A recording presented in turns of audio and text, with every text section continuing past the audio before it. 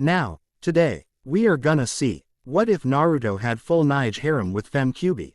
Join Patreon for early ACESS of Super Op stories, also adult and steamy Harry Potter stories too. Please subscribe this channel, because definitely I will try my best to provide a valuable content for you all. Also check the description to support the original author for this beautiful creation. The tests of the ninja. Naruto hugged Iruka, tears filling his eyes. "Thank you so much Iruka-sensei," he said. "Not a problem Naruto, now can you get off me?" Iruka said, wincing slightly. Naruto blinked and jumped off his wounded teacher. He was about to apologize when they heard a groan. "Damn, demon, brat," Mizuki growled, staggering towards the pair. "You're still conscious?" asked Naruto. "I guess I didn't overdo it after all. I will kill you," Mizuki said and pulled out a vial. "This is the power that will let me do it." He threw his head back and drank the fluid. "That can't be good," Naruto said, moving in front of Iruka. Mizuki's body began to twitch and spasm. His muscles grew, ripping through his cloths, and he started growing orange and black stripped fur. After about a minute, Mizuki was replaced with large, bipedal tiger. "Now, you will die fox," Mizuki growled. Naruto meanwhile was shaking with anger and glaring at Mizuki. "You call me a demon, and then you turn around and throw away your humanity," Naruto growled. His glare and Naruto's tone made the Tiger Man step back.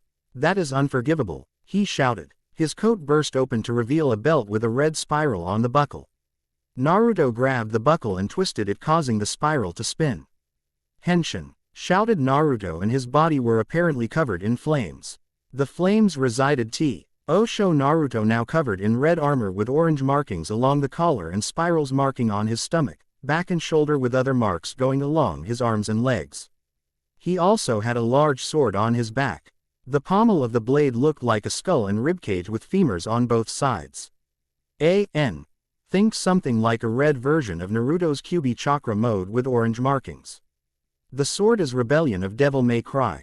Mizuki and Iruka were both in shock at what happened to Naruto. Naruto just charged at Mizuki, drawing his sword. The Tiger Man was just barely able to come out of his stupor as Naruto swung his sword at him.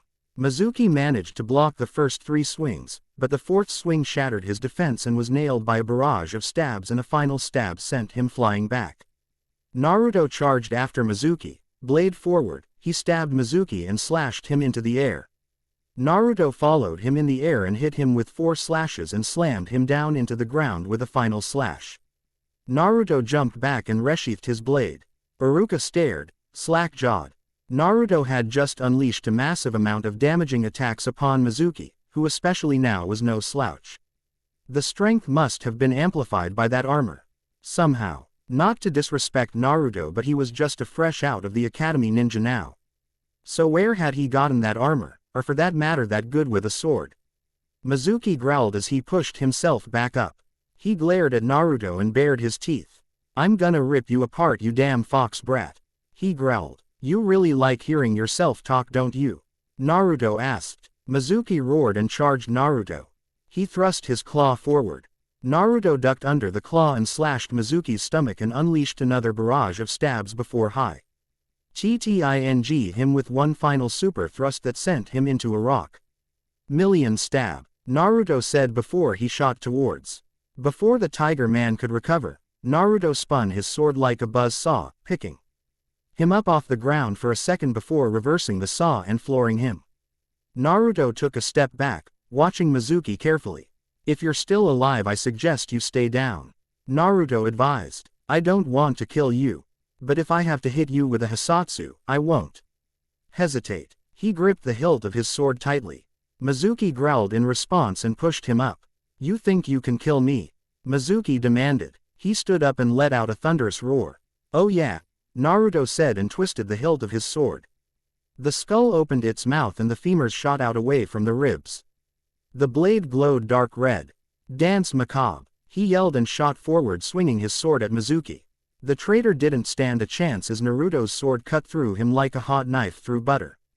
The last 2 slashes lifted the Tiger Man into the air, and the last one sliced him clean in half, along with a couple of the trees behind him. Mizuki's eyes were widened as he collapsed in a blood heap. Naruto flicked his sword. The light faded and the pommel returned to normal. He twisted the buckle again and the armor and sword disappeared. Naruto then ran to the bushes and emptied the contents of his stomach into a nearby bush.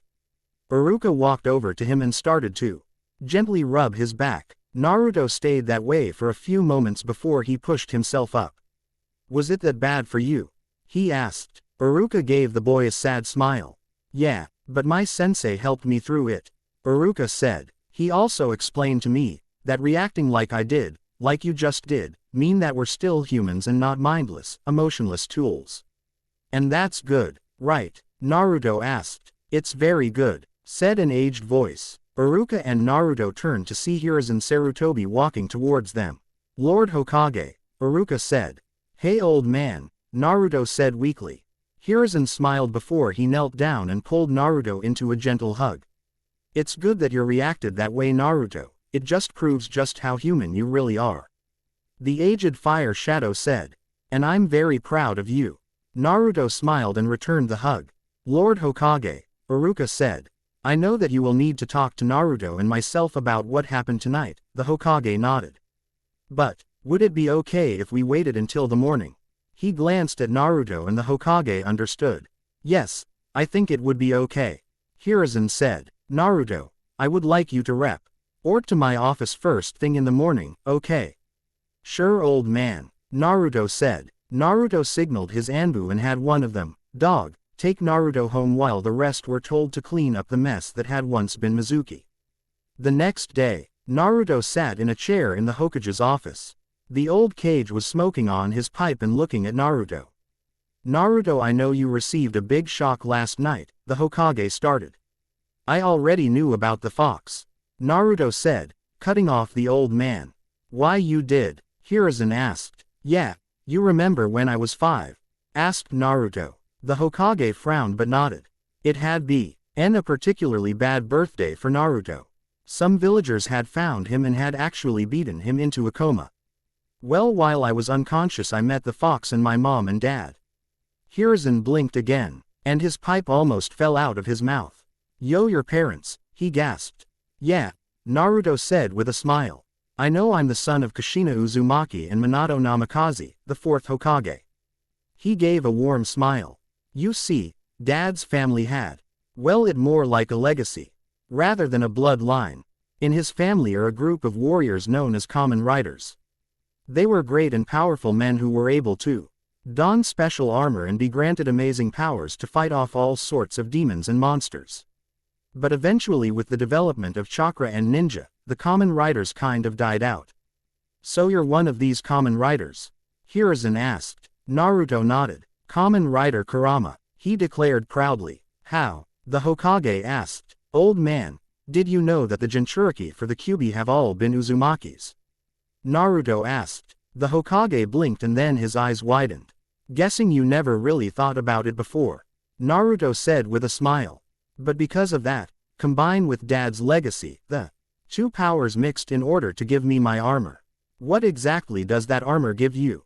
Hiruzen asked. "Well, it gives me a pretty big boost in power. I can probably go head to head with a Jonin easily, maybe a Sannin. I can also maybe give a Kage a run for his money depending on the situation. But when I'm wearing the armor I can't use chakra. So I've just to taijutsu and kenjutsu," Naruto said, thinking. "I'm not real sure. Last night was the first time I actually ever used it." "Why is that?" Hiruzen asked. "Dad put a seal on it so that I wouldn't gain the power until I became a genin," Naruto said. "I guess when Iruka told me I had graduated, it was enough to unseal the power." He shrugged. The Hokage nodded. "What happened to your parents?" Hiruzen asked. "And the Kyubi?" "Well, after our training, Mom and Dad just kind of, I don't know, moved on I guess," Naruto said with a shrug. "And as for Q, well, he just went back to sleep." "Back to sleep?" Hizen asked. "Yeah, I guess since he's sealed into me, he's lost a lot of energy, so now all he does is sleep." Naruto smirked. "Sometimes when I'm meditating I can hear him snoring in the back of my head." The Hokage chuckled at that. "I see," the Hokage said. "Well, I am agreeing with Iruka's decision that you remain a genin. From what I understand, you learned the Shadow Clone Jutsu." Naruto nodded. That is very impressive, Naruto. Thanks, old man, Naruto said with a big smile. However, I must ask you to keep your father's name quiet for a while, Hiruzen requested. Your father made many enemies and as strong as you are with the Kurama armor, Naruto nodded. It's okay, I understand. Naruto said, I wasn't planning on taking Dad's name until I made Jonin or something. Hiruzen nodded. Well then, it gives me great plea. Sure to welcome you to the ninja ranks, Naruto. He said. Just as their meeting ended, the door burst open and some kid with a long scarf came flying in. It's time to fight, old man. The kid shouted before he tripped over his own scarf. Naruto raised an eyebrow and looked over at the Hokage, who was shaking his head. Who's the kid? Naruto asked, jerking his thumb at the boy. Before he could answer though, the child pointed at Naruto. You tripped me, he accused. A tick mark appeared on Naruto's forehead and in a flash he was holding the kid up by his scarf. I didn't trip you, dumbass, you tripped over your own scarf. Naruto snapped. At that moment, a man in black appeared. When he saw Naruto holding the kid, he freaked. Boy, put him down now. The man in black demanded. That is the Hokage's grandson. Naruto blinked, looked at the kid, and then looked over at the Hokage, who nodded. He turned back to the kid, who had a smirk on his face. I don't care if you're the Hokage's grandmother, Naruto declared and bopped the boy on the head. The Hokage looked indifferent, though he was trying to hide the smirk on his face. The man in black meanwhile was in full freak-out mode. Naruto just left the office, not registering the look the Hokage's grandson was giving him. Naruto made his way out of the tower and made his way to the shopping district, to one shop in particular, Shinyan Weapon Shop, the shop run by Ninja. For Ninja. Hello, welcome to, the girl behind the counter said before seeing him. Naruto, you graduated. She wore a pink Chinese dress and had her hair up in a pair of buns. Yep, Naruto said, touching his headband. Is your grandpa in? I want to talk to him. Yeah, I'll go get him, she said. Thanks, Tenten, Naruto called. While she was in the back, Naruto glanced around at shop. Naruto, said an old voice. Naruto turned to see an old man with white hair in a ponytail and his white beard in a braid. Hey Azulong, Naruto said. I was hoping to get some special cloths. He approached the old man, pulling out a few sheets of paper from inside his jacket. Azulong took the papers and looked through them, his eyebrows doing a little dance as he looked through them. You're sure you want this coat, Naruto? He asked. Naruto nodded, a smirk on his face. All right, but it's going to take me a while to make these. Naruto frowned before an idea hit him. Hey old man, do you know the shadow clone jutsu? He asked. Tenten looked confused at her grandfather. Yes, though I'm only able to make, he trailed as Naruto's words hit him. Naruto, you are a genius. That's what I've been telling people for years, Naruto said with a smile. So about how long is the order gonna take? Azulong was thinking, stroking his beard. I can probably get you at least one by the end of the day, probably get you a full set by the end of the week, Azulong said. Naruto smiled. What will I owe you? Asked Naruto. Well, normally something like this would cost you about 400 ryo. But for giving me that tip about the shadow clones, it'll only be about 150. Naruto blinked and smiled at that. Thanks Azulong, he said. Naruto handed over the money. Thank you for the tip, Naruto, Azulong said. Stop by at the end of the day for your first set. Naruto nodded and said goodbye to the pair before leaving. After they left, he noticed that a section of a nearby fence was off in sequence and had a pair of feet sticking out from under it and some black hair sticking out near the top. Naruto just chuckled and made his way to Ramen Ichiraku. Hey old man Tsuki, Ayame, Naruto said sitting down. Hello Naruto, Ayame said, with a smile. The usual. Make it two please, Naruto said. The pair looked at Naruto but provided him with what he asked for. Before Naruto dug in, he glanced over his shoulder. Hey kid, this is good ramen, you don't want to eat it when it's cold. A few seconds later, the Hokage's grandson walked into the stand. You knew I was out there? He asked. You have to make sure your disguise is perfect with where you're hiding and that it covers you completely, Naruto advised. Now eat up. This is the best ramen in Konoha, probably even the world. The Ichirakus smiled at the praise. They watched the two begin to eat with almost matching gusto. So Naruto, who's your little friend? Asked Chuki. Naruto paused and looked at him.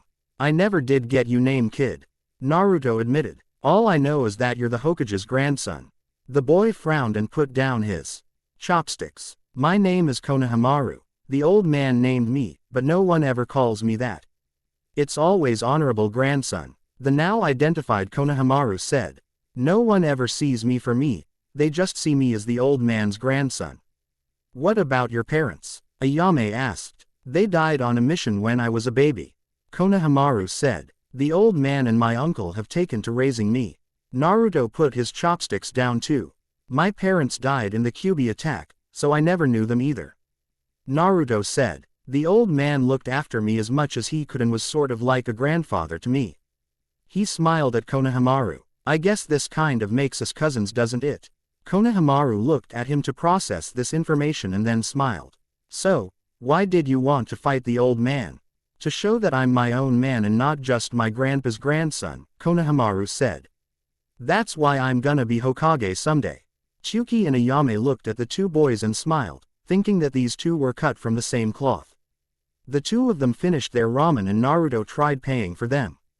But they were told it was on the house today. After thanking them, Naruto took Konohamaru to a nearby training field. Let me ask you something, Konohamaru, have you ever actually thrown a shuriken? Asked Naruto. Konohamaru blinked but then shook his head. Naruto nodded and walked over to him. Have you ever played cards before? Konohamaru raised an eyebrow. I've played Go Fish and Old Maid with my friends.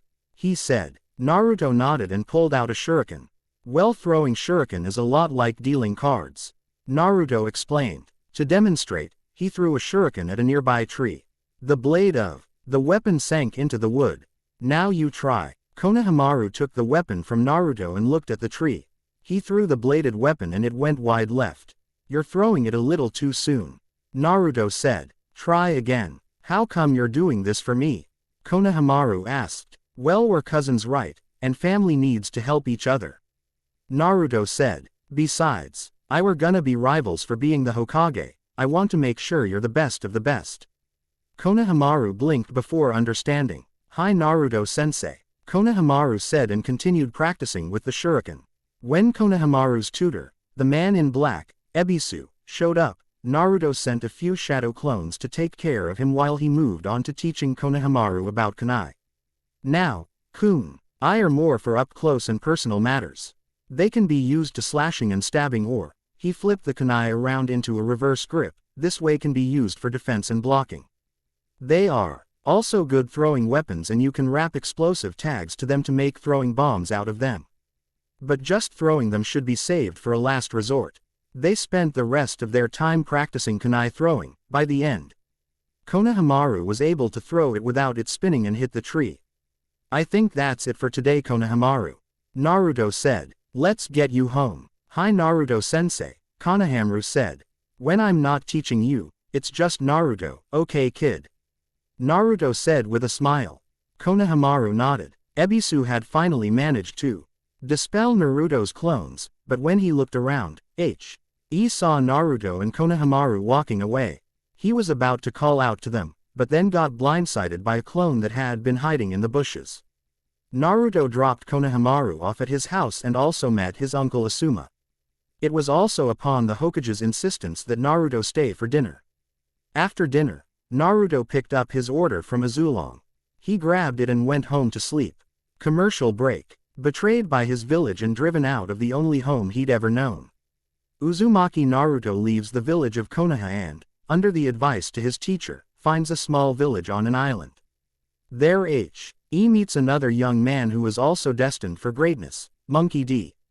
Straw Hat, Luffy, a rubber man who can't swim after eating the cursed devil fruit. Now with new friends by his side and a new destiny spread out before him, Naruto goes from ninja to pirate in a great adventure that spans the 7 seas and beyond. The King of Pirates and the Kazukukage, Chapter 1, Romance Dawn. Now, back to the show. The next day, Naruto woke up early and looked at the clock. It was 6:30, and the team placements weren't until 8 o'clock. He tried going back to sleep, but found that he couldn't. So he just got up and got dressed in his new clothes. Gone was the traffic cone orange, "Look at me, I'm over here" jumpsuit. Now Naruto was sporting a dark orange shirt with the Uzumaki spiral in black over his heart. Black cargo pants with about 12.5 pockets, black steel-tipped boots, a black coat with a 9-tailed fox on it, its tails wrapping around the front of his coat and 2 on each sleeve, the 9th tail on his upper back. All the tails curled into spirals, and, his personal favorite, a red fedora-styled hat with a white triangle on the brim with the kanji for fire in it. It was basically a fedora version of the Hokage's hat. He tied his headband around his neck. Naruto grabbed himself a quick breakfast and headed out to the academy. It was still dark outside, so most people weren't out yet. Naruto made his way to academy and walked into the classroom where Iruka would be announcing the teams. Glancing at the wall clock, it was only 7:15. Naruto yawned. Lack of sleep was catching up to him. He walked to the middle of the classroom, middle seat in the middle row, kicked his boots up on the table, pulled his hat down over his eyes, and fell back asleep. Over the next 40 minutes, other students started filing into the classroom. Most looked at Naruto and shrugged him off, not recognizing him. When Kiba Inuzuka walked in and looked at Naruto, he caught his scent and smiled. He didn't know how his friend got in, and he didn't care, he was just glad.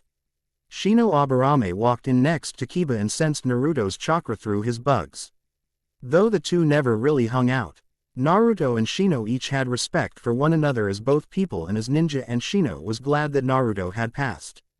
Shikamaru Nara glanced up at Naruto and, upon hearing his breathing, recognized Naruto instantly.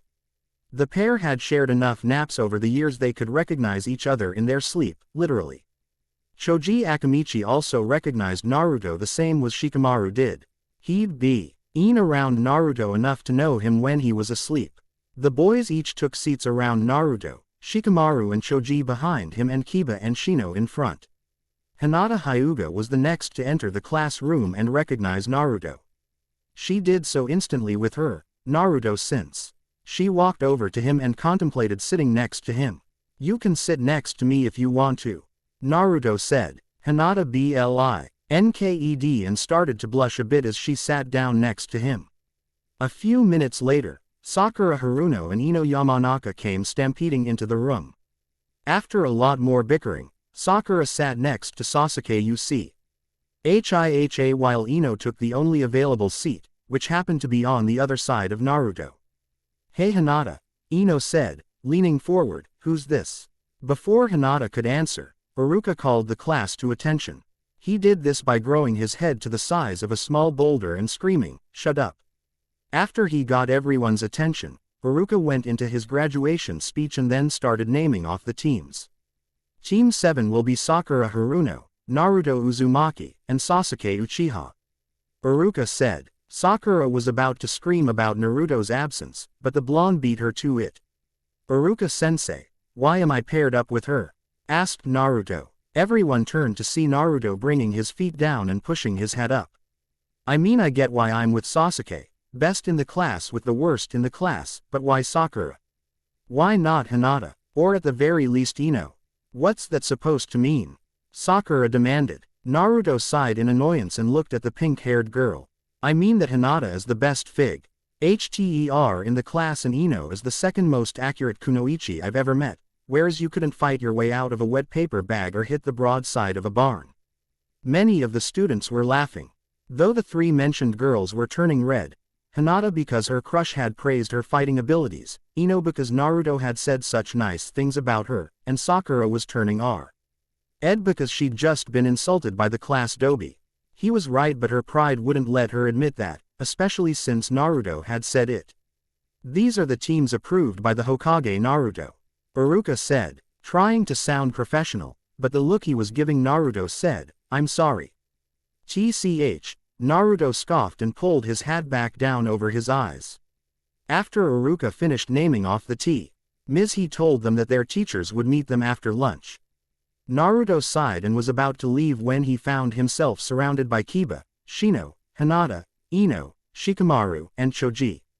Hey guys, Naruto said awkwardly. Dude, how did you graduate? Kiba said, slapping him on the back. Not that I'm complaining or anything. Well, it's a bit of a story and I don't want to bore you guys. Naruto said, please bore us. Ino said. She had given up on her Sasuke crush and was now more interested in Naruto since he had paid her a nice compliment while Sasuke had never so much as given her the time of day. All right, Naruto said, waving them down. Come on. Let's go eat up on the roof. Naruto then proceeded to regale them with his story of being tricked by Mizuki into stealing the forbidden scroll and then karmatically beating the crap out of Mizuki with the shadow clone jutsu. He'd left out the parts about Mizuki telling him about the Kyubi and his using the Kurama armor. It wasn't that he didn't trust them, well mostly.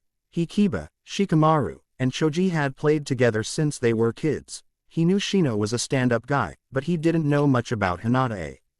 ND couldn't be sure if Ino would go running to Sasuke about his armor. The last thing he wanted was the Uchiha massacre survivor on his case. He just wanted to keep those things secret unless he had to tell them. Just as he finished his story though, he felt a pain in his stomach and excused himself to the bathroom. He sadly spent the last of his lunch break on the toilet. His milk must have gone bad on him or something. When the attack finally finished, he made his way back to the classroom to wait for his teacher. And they waited, and waited, and waited. Eventually they were the last team in the room. Sakura was trying to flirt with Sasuke while Naruto was taking another nap. Finally, the door opened and a man with gravity-defying gray hair dressed in standard Konoha ninja wear for Jonin. With his headband covering his left eye poked his head into the room. This got everyone's attention. You're late, Sakura screamed, making all the guys in the room wince. Sorry, I got lost on the road of life. The man said, meet me up on the roof. The group gathered on the roof, their sensei leaning against the railing while the rest of them sat in front of him. Now, I'd like you to tell us a bit about yourselves. The man said. Like what? Sakura asked. Oh, you know, your likes, dislikes, dreams, hobbies, stuff like that. The man said. Would you mind going first, sensei? Naruto asked. That's right, we don't know anything about you. Sakura agreed. All right, the man said. My name is Kakashi Hatake. I don't like talking about my likes and dislikes, my dream is really none of your business. And I have a lot of hobbies. The genin all looked at him blankly, all thinking the same thing. All he told us his name. Now, why don't we start with you on the right? He pointed at Naruto. My name is Naruto Uzumaki. Naruto said. Everyone just looked at him waiting for him to continue. And, Kakashi coaxed. Hey, trust is a two-way street, sensei. Naruto said. You want to know more about me? You tell me more about you. And with that, Naruto pulled his hat back over his eyes and leaned back. Everyone stared at him until it became clear he wasn't going to say anything else. Okay, next. He glanced at Sasuke. My name is Sasuke Uchiha. There are plenty of things that I hate, but I don't see that it matters considering there is almost nothing that I do like. It seems pointless to talk about dreams, that's just a word, Sasuke said. But what I do have is determination. I plan to restore my clan and there is someone I have sworn to kill. Sakura was looking at Sasuke with hearts in her eyes. Naruto was rolling his eyes behind his hat, and Kakashi narrowed his eye at the boy. And finally the young lady, Kakashi said. I'm Sakura Haruno. My favorite thing is, well, it's not a thing, it's a person. A boy, and that boy is, she said, blushing and looking over at Sasuke. Let's move on to my dream. But this just made her blush even bigger. I hate Naruto, she declared. Everyone looked over at Naruto, whose only reaction was to flip Sakura the bird. This action actually stunned Sakura into silence, so Kakashi assumed that she was finished. Okay, well, that's enough for introductions, I think. Kakashi said. Formal training will begin tomorrow. Survival training. But we already did a lot of that in school. Sakura said. But you'll be surviving against me. Kakashi pointed out. It won't be your typical practice. Then what kind of practice will it be? Naruto asked, pushing up the brim of his hat. He narrowed his eyes when Kakashi chuckled. What's so funny, sensei? Sakura asked. If I told you, then you'd just chicken out. Kakashi said. And why would we do that? Naruto asked. Kakashi got an evil look in his eye. Of the 27 students that graduated in your class, only 9 will actually go on to be ninja while the other 18 returns to the academy for more training. Kakashi explained. Which means that the test you're about to take has a 66% chance of failure. Sasuke looked indifferent about the news, Sakura was freaking out, and Naruto just leaned back and pulled his hat back over his eyes. But what about the test we just took? Sakura demanded. Oh, that was just to weed out the hopeless causes from our ranks and keep the kids who actually showed some potential. Kakashi explained. In any event, we'll meet at the training fields tomorrow so I can evaluate your skills. Bring any and all ninja weapons and equipment you have. And don't eat anything, you'll just throw it up. He handed over information sheets. Everything is on these, so don't be late. While the genin looked over the information sheets, the jonin disappeared in a puff of smoke. Naruto looked at the information and then got up to leave, leaving behind his 2 teammates. He walked through the streets of Konoha until he came upon the Sarutobi complex. He heard the sound of metal hitting wood and followed it to find Konohamaru throwing weapons at a tall post. It had a lot of scratches on the edges, many looking fresh, but there were also a lot of dents in it showing where shuriken and or kunai had impaled it. Hey, Konohamaru, Naruto said, getting the boy's attention. He stopped his throwing and turned to smile at the blonde. Naruto-sensei, he cried happily. Nice cloths. Thanks kid. Though since I was a real ninja now I should look more professional. Naruto said. You've been practicing. Yeah, check this out. Konohamaru said and threw 5 shuriken and 5 kunai at the post. All of the shuriken dug into the wood and so did 3 of the kunai. Nice work, Naruto said. It is pretty good, isn't it? Asuma said, a cigarette hanging from his mouth. Hey Asuma, how's your new team? Asked Naruto. They're okay. A little rough around the edges, but what can you do? He said with a shrug. What about yours? The emo king of Konoha, his #1 fangirl, and apparently a teacher who tends to be really tardy, Naruto listed off. Kakashi Asuma said. Fair warning, he tends to be about 2.5 hours late to anything that isn't real serious. Thanks for the tip, Naruto said. Hey, you got any targets or anything around here? Asuma stroked his beard before nodding and disappeared back into the house. All right Konohamaru, Naruto said, kneeling down to eye level with the boy. When your uncle gets back, we're going to work on your accuracy. It looks like you've gotten throwing the weapons down pretty well, so now we're going to work on making them fly where you want to go. Right Naruto-sensei, Konohamaru said, snapping into a salute. Naruto smiled at the boy and ruffled his hair. Also, I wanted to tell you that there might be a chance that I won't be around so much to train you. It depends on if I pass my test. Tomorrow. Konohamaru looked sad but smiled. That's okay Naruto, I'm gonna be starting the academy soon anyway. He said. Do you know who your teacher is going to be? Asked Naruto. I was planning on putting him with Iruka. The Hokage said, walking into the clearing, with Asuma, who was holding the target board. Naruto smiled and turned back to Konohamaru. Konohamaru, I want you to listen to what Iruka-sensei will have to say. Naruto said. His lectures may put you to sleep, but he's a good teacher. An evil smile crossed Naruto's features. But that doesn't mean you can't mess with him a bit. Feel free to drive him a little crazy. Hiruzen gave a low chuckle at that. Naruto, you're not trying to corrupt my grandson now, are you? He asked. Me, old man. No, never. Naruto said, trying to sound as innocent as possible. The rest of the day was spent helping Konohamaru with his accuracy. The next day, Kakashi walked up to training ground 7 with a smile on his face. Good morning class, he said pleasantly. You're late. Sakura and Sasuke shouted at him. Kakashi's eyes smiled and noticed that Naruto was leaning against a tree munching on a carrot stick. Sorry, I was helping this little old lady with her groceries. Kakashi said. Now, I've set this clock to go off at noon. He said and placed an alarm clock on a nearby stump. And here I have 2 bells. The object of his exercise is to get these bells from me before the timer goes off. If you don't, then you'll be tied to one of those stumps and have to watch me eat it in front of you. He tapped the bells together so that they dinged. And to pass you just need one bell, apiece. Anyone who doesn't get a bell gets tied up, goes hungry, and then is sent back to the academy. Sakura and Sasuke looked nervous. Yuto meanwhile just finished his carrot stick. You can use anything you like. And come at me with the intent to kill or else you won't stand a chance. But sensei, that's dangerous. Sakura shouted. Naruto just rolled his eyes. Come on Sakura, this guy is an elite jonin, a former Anbu captain, veteran of the Third Shinobi World War, and a student of the legendary Fourth Hokage. Naruto said annoyed, we'd be lucky to even scratch him. Sakura and Sasuke were looking at him stunned while Kakashi was impressed.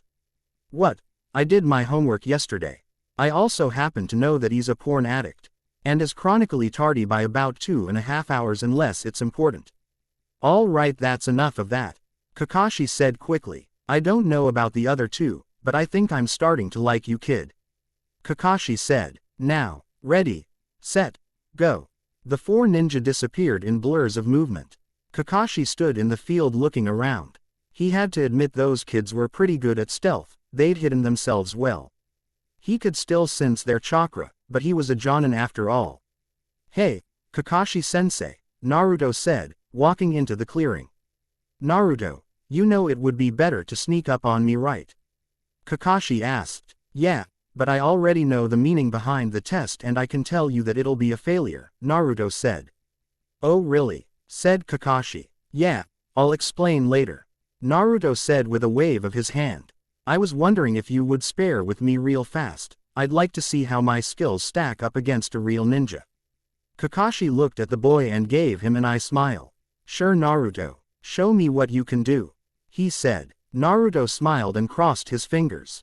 Shadow Clone Jutsu, shouted Naruto and the field was quickly filled with thousands of Narutos. Shadow clones. I heard that he used this jutsu to beat Mizuki, let's just see how he uses it. Kakashi though. His other two students were having other thoughts. Those are flesh and blood, what technique is that? Sakura asked. First he talks back to me, then he flips me off, and now he pulls out a technique like this. What happened? Where did this dobi learn a move like that? Sasuke seethed. A technique. Like that should be known by an Uchiha, not some no-clan orphan loser. The clones all charged at Kakashi. The first one that got there used a 1-2 punch that was quickly blocked and then Kakashi. I had to block one coming in with a rising knee. He almost missed the one above him attacking with a double hammer fist, but managed to jump out of the way just as a fourth clone vaulted over the previous IOUS clone and landed a kick to Kakashi's chest.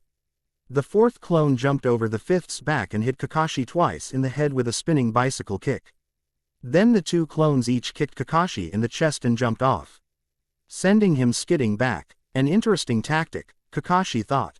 He's using the advantage of numbers to try and keep me off guard. Kakashi thought. Basically he's using a small army to fight a single opponent. Given the situation, that's rather clever. Kakashi didn't get much time to relax as another clone came charging at him with an uppercut that changed into a flip kick. Kakashi jumped into the air to avoid the attack and twisted in midair to avoid the jumping kick from the next clone. When did Naruto get this good?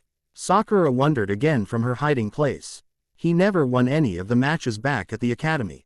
Hell, he never even learned the academy style of taijutsu. As soon as Kakashi landed, yet another clone came charging forward and unleashed a series of blows at him. He was so distracted he almost didn't notice the one coming in and was forced to replace himself with one of the clones before it got kicked in the jaw and sent flying. Where? Sasuke thought in rage. Where did he get all this strength? I need that power so that I can finally kill him. Where Kakashi had appeared after switching with the clone, another Naruto came sliding into him, trying to knock him off balance. At the same time another attacked from the sky with a diving punch. Kakashi grabbed the clone by the arm and swung him around to intercept the one that had been coming in with a spinning axe kick. Not bad Naruto, Kakashi said, but it's going to take more than that to defeat me. Good thing that's not all I've got. One of the Narutos shouted as it and a partner jumped into the air, flying at Kakashi. The two Narutos spun each other around, each trying to hit Kakashi before he grabbed them and threw them towards two more clones that were trying to ambush him. From the smoke the clones created after they dispersed, 2 more clones came charging forward and Kakashi was forced to fend them off. However, he didn't notice that they were leading him right in to the waiting arms of a third Naruto who grabbed him around the waist. Caught off guard, Kakashi was swung around into the kick of a waiting clone that sent Kakashi airborne while the clone that had swung him flipped up into the air and hit him in the face with an axe kick that sent him flying straight into the ground. Sakura and Sasuke were shocked, to say the least. Naruto Uzumaki, the student considered by most to be least likely to succeed as a ninja, had just landed a good strong blow against a Jonin, and a pretty damn good one if the resume Naruto had said was to be believed. Kakashi sat up, rubbing his head. He had to admit, Naruto was pretty good in a fight like this. He lacked any kind of style, but he could clearly hold his own in an all-out brawl. He was pulled out of his thoughts at the sight of a pair of windmill shuriken coming at him. He was able to block the blades with a pair of kunai but wasn't expecting them to turn into more clones of Naruto.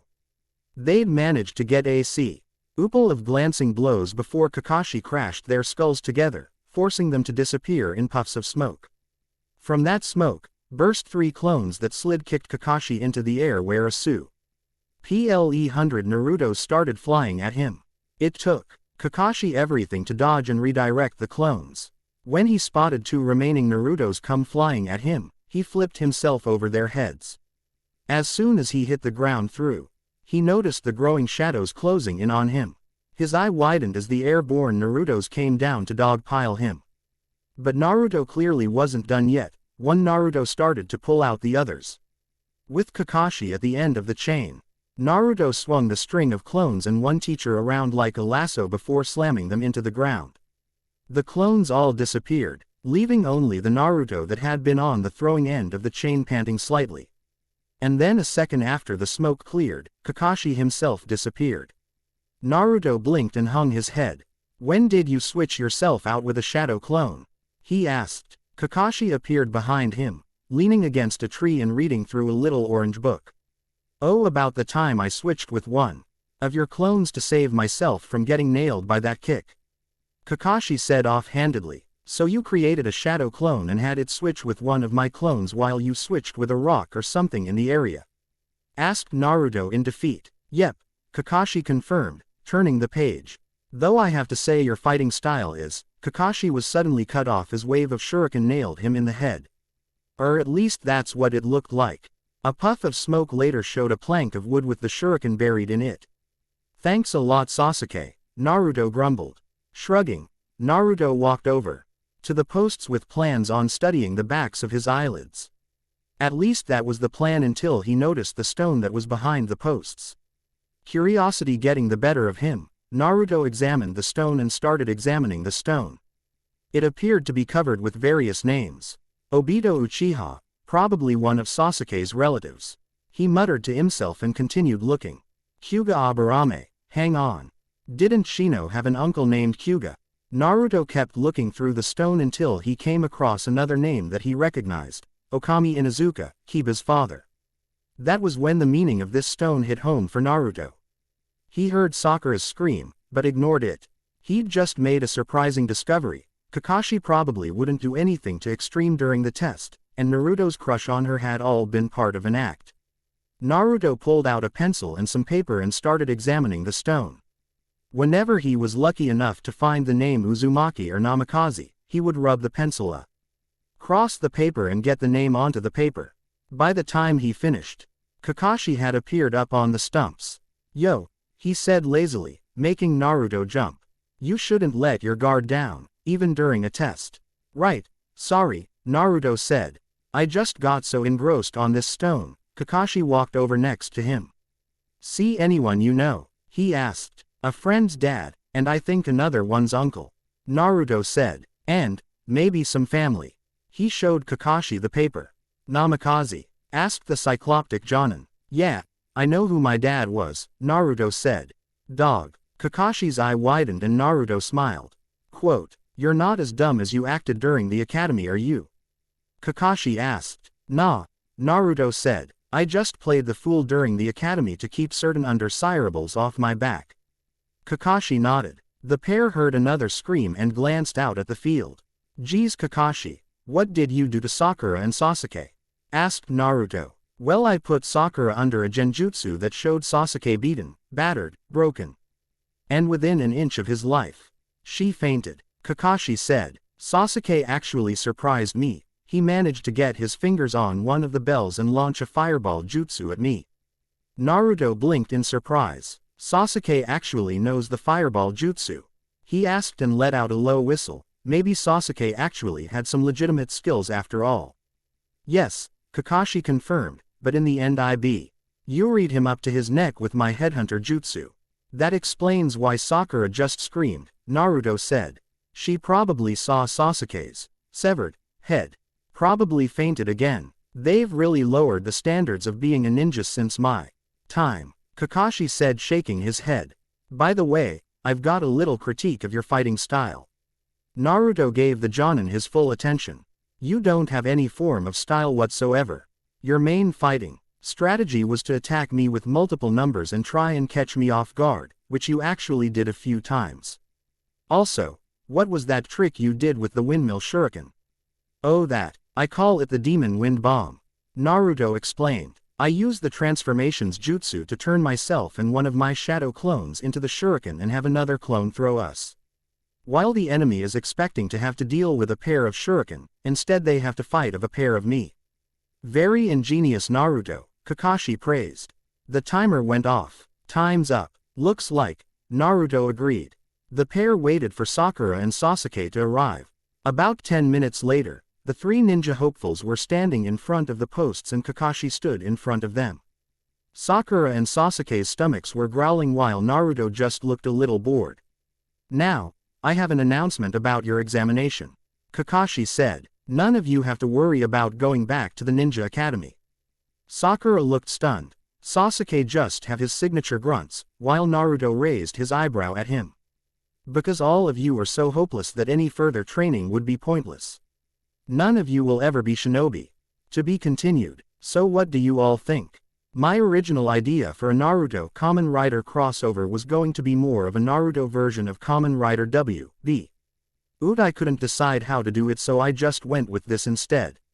Please read and review. The Worst Client. Okay, time for the next chapter, and again, it's a bit of a doozy to read. But I like how it's going. And seriously people, shoot me some reviews just so I know I'm not writing this for my own amusement. And now, fan mail.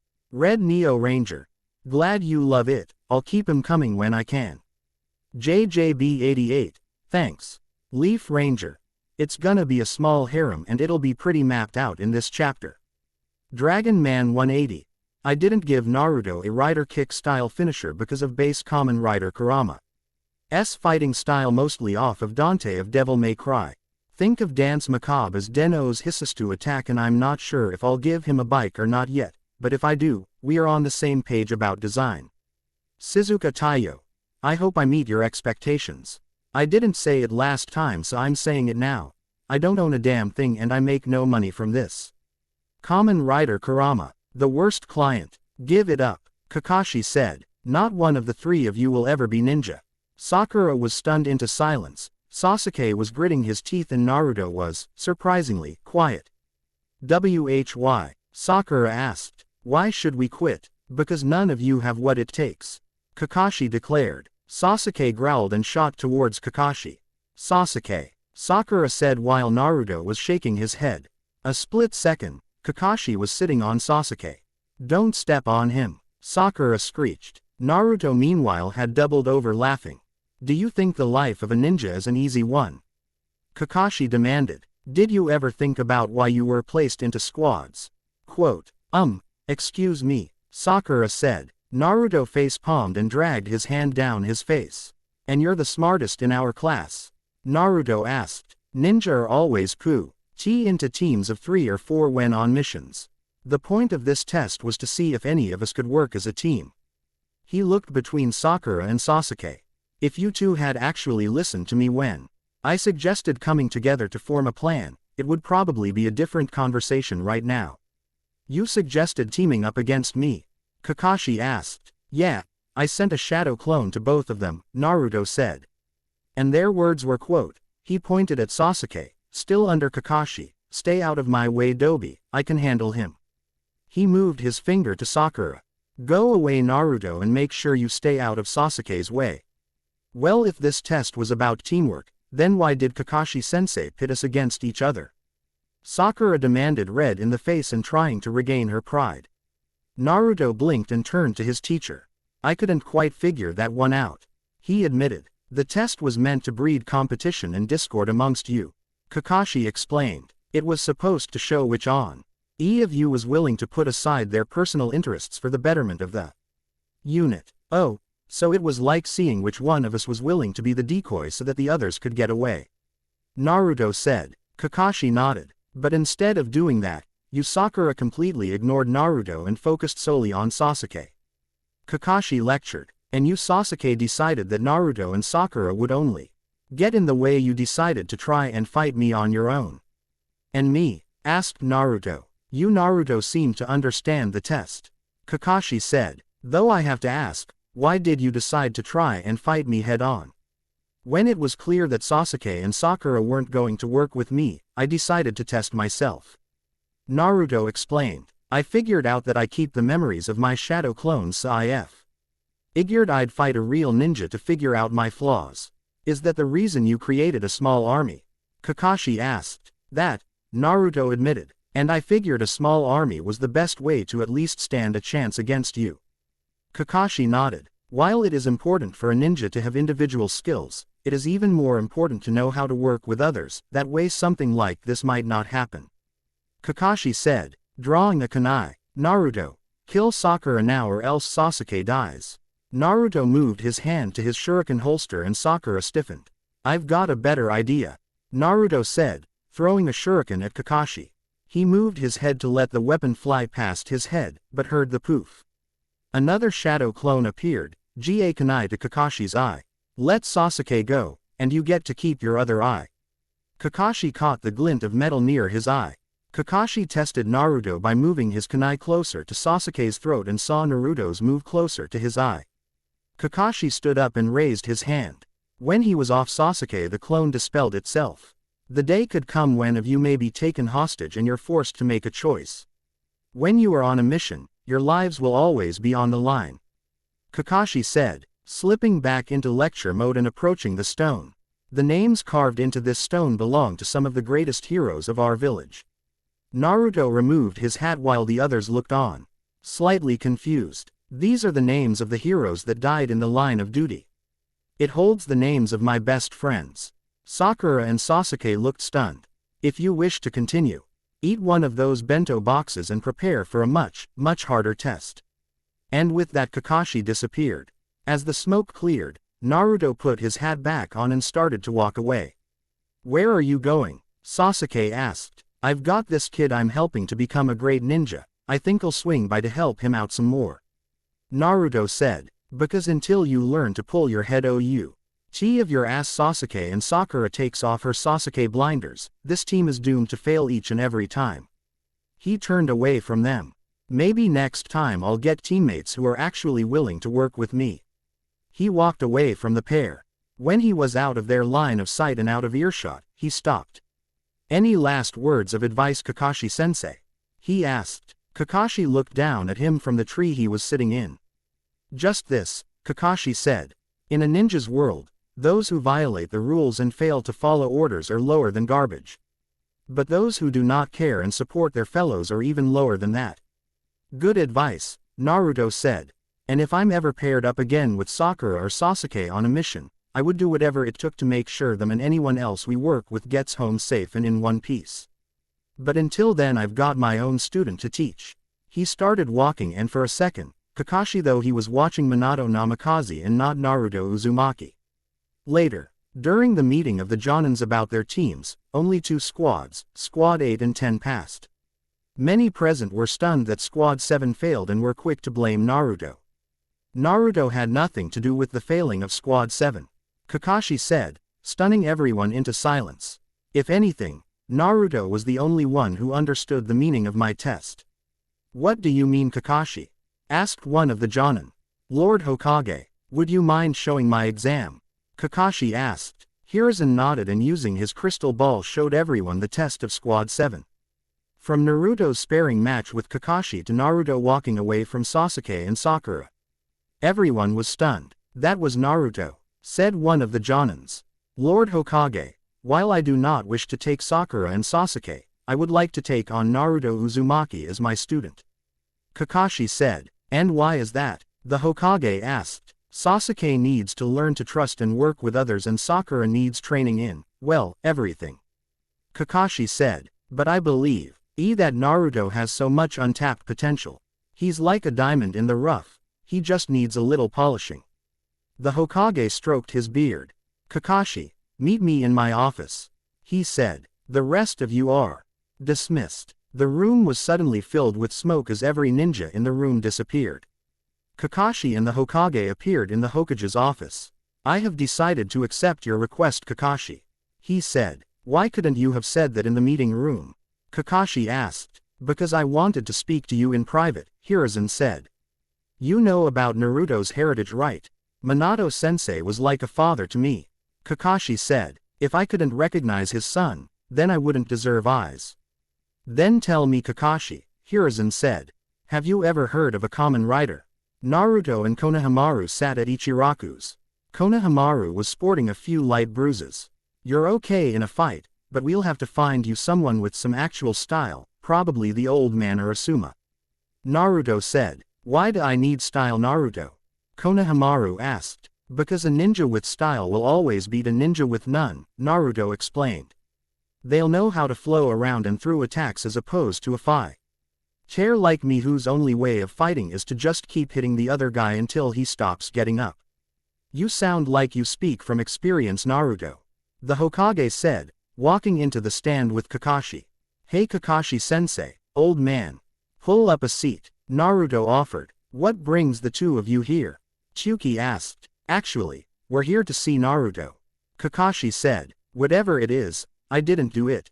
Naruto said quickly. The group chuckled. Actually, Naruto, Hiruzen said.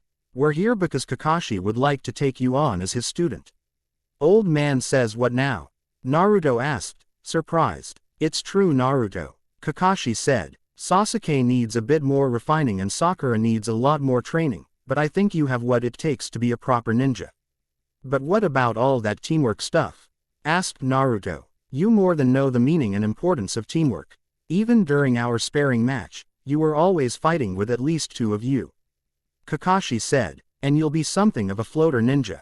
Whenever another genin team is in need of an extra set of hands for whatever reason, they will come to you. Naruto nodded in understanding. So Naruto, will you accept to being Kakashi's student? The Hokage asked. Heck yeah, I'll be Kakashi's student. Naruto said with a smile. Kakashi smiled back at him. Then meet me tomorrow at the same training grounds. He said. Hi, Kakashi-sensei, Naruto said. 1 month later. Over the past month a lot of things happened between Naruto and Kakashi. One of things was that every time Kakashi was late for a training session, the next day Naruto was twice as late. And by the end of their first month, Naruto had done something that only the Hokage had ever come close to doing. He got Kakashi Hatake to arrive on time for an appointment. Of course, when they weren't having a who's latest contest, they actually got some training in. Kakashi taught Naruto various chakra control skills and tried to refine his taijutsu, the key word being tried. Naruto was just a brawler by nature. So Kakashi just tried to refine that brawler nature. Kakashi also worked to help Naruto in his worst field, chakra control. He started by having Naruto walk up a tree using chakra control. It took him roughly a week and a half, but he got it done. After that, Kakashi had Naruto work on water walking, and did light sparring with him on the trees. On their first day of training, Kakashi also revealed that the Hokage had revealed to him the existence of the common rider Kurama armor. When Kakashi asked why he didn't use the armor during the bell test, Naruto gave a simple answer. You were testing the skills of Naruto Uzumaki, not common rider Kurama. From about 1 to 5 on the weekdays, Kakashi and Naruto would take on D-rank missions, or as Naruto called them, chores that the lazy-ass villagers wouldn't do themselves. With Naruto using his shadow clone jutsu, the missions were relatively easy to get done. But at the end of the first month, Naruto had had enough. Naruto and Kakashi had just returned from catching the Tora, the cat of the fire daimyo's wife. After catching the fur ball, Naruto was starting to see why the Inuzuka clan were dog people. Hey old man, as usefully as these D-rank missions are for my income, don't you have anything more, I don't know, ninja-worthy? Naruto, you are still a rookie ninja who's only been out of the academy for a month.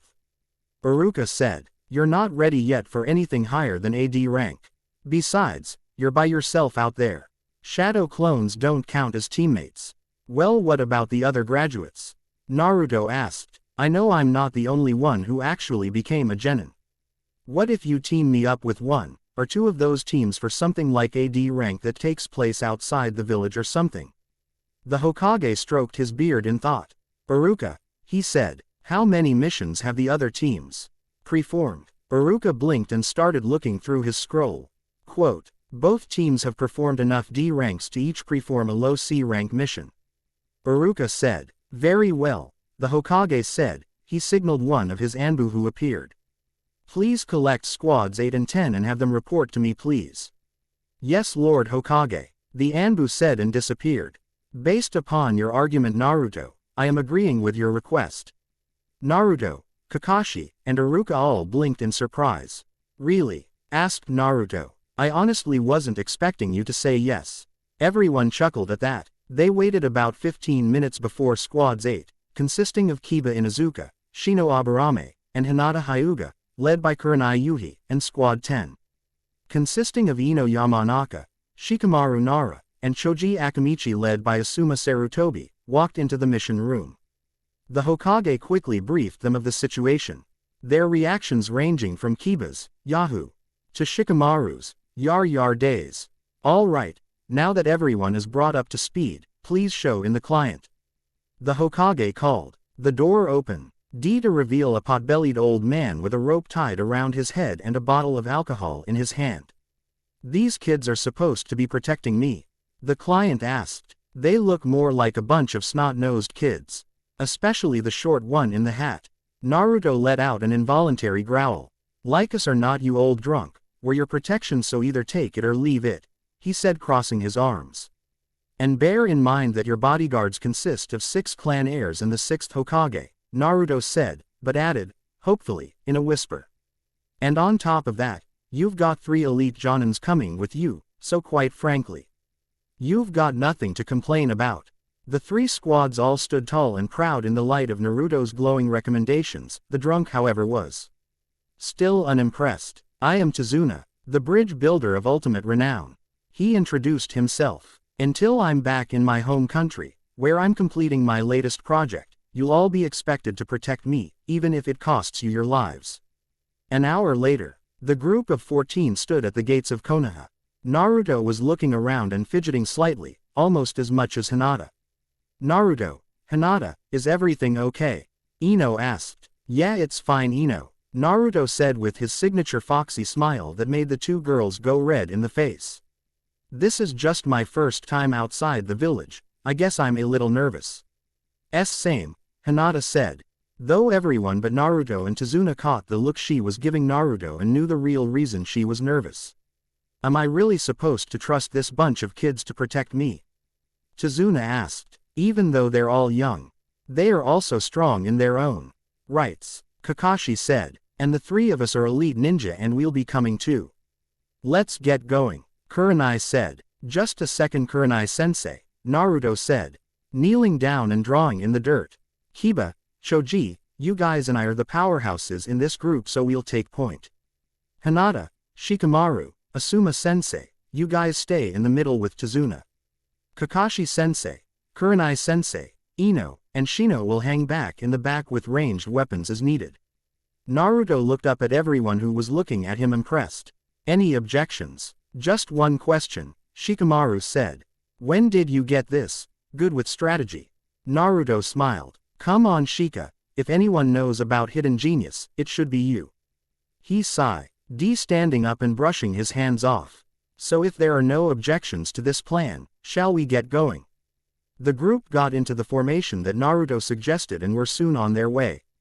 The genin, spent the time catching up with their old friends and swapping stories of their training of the past month.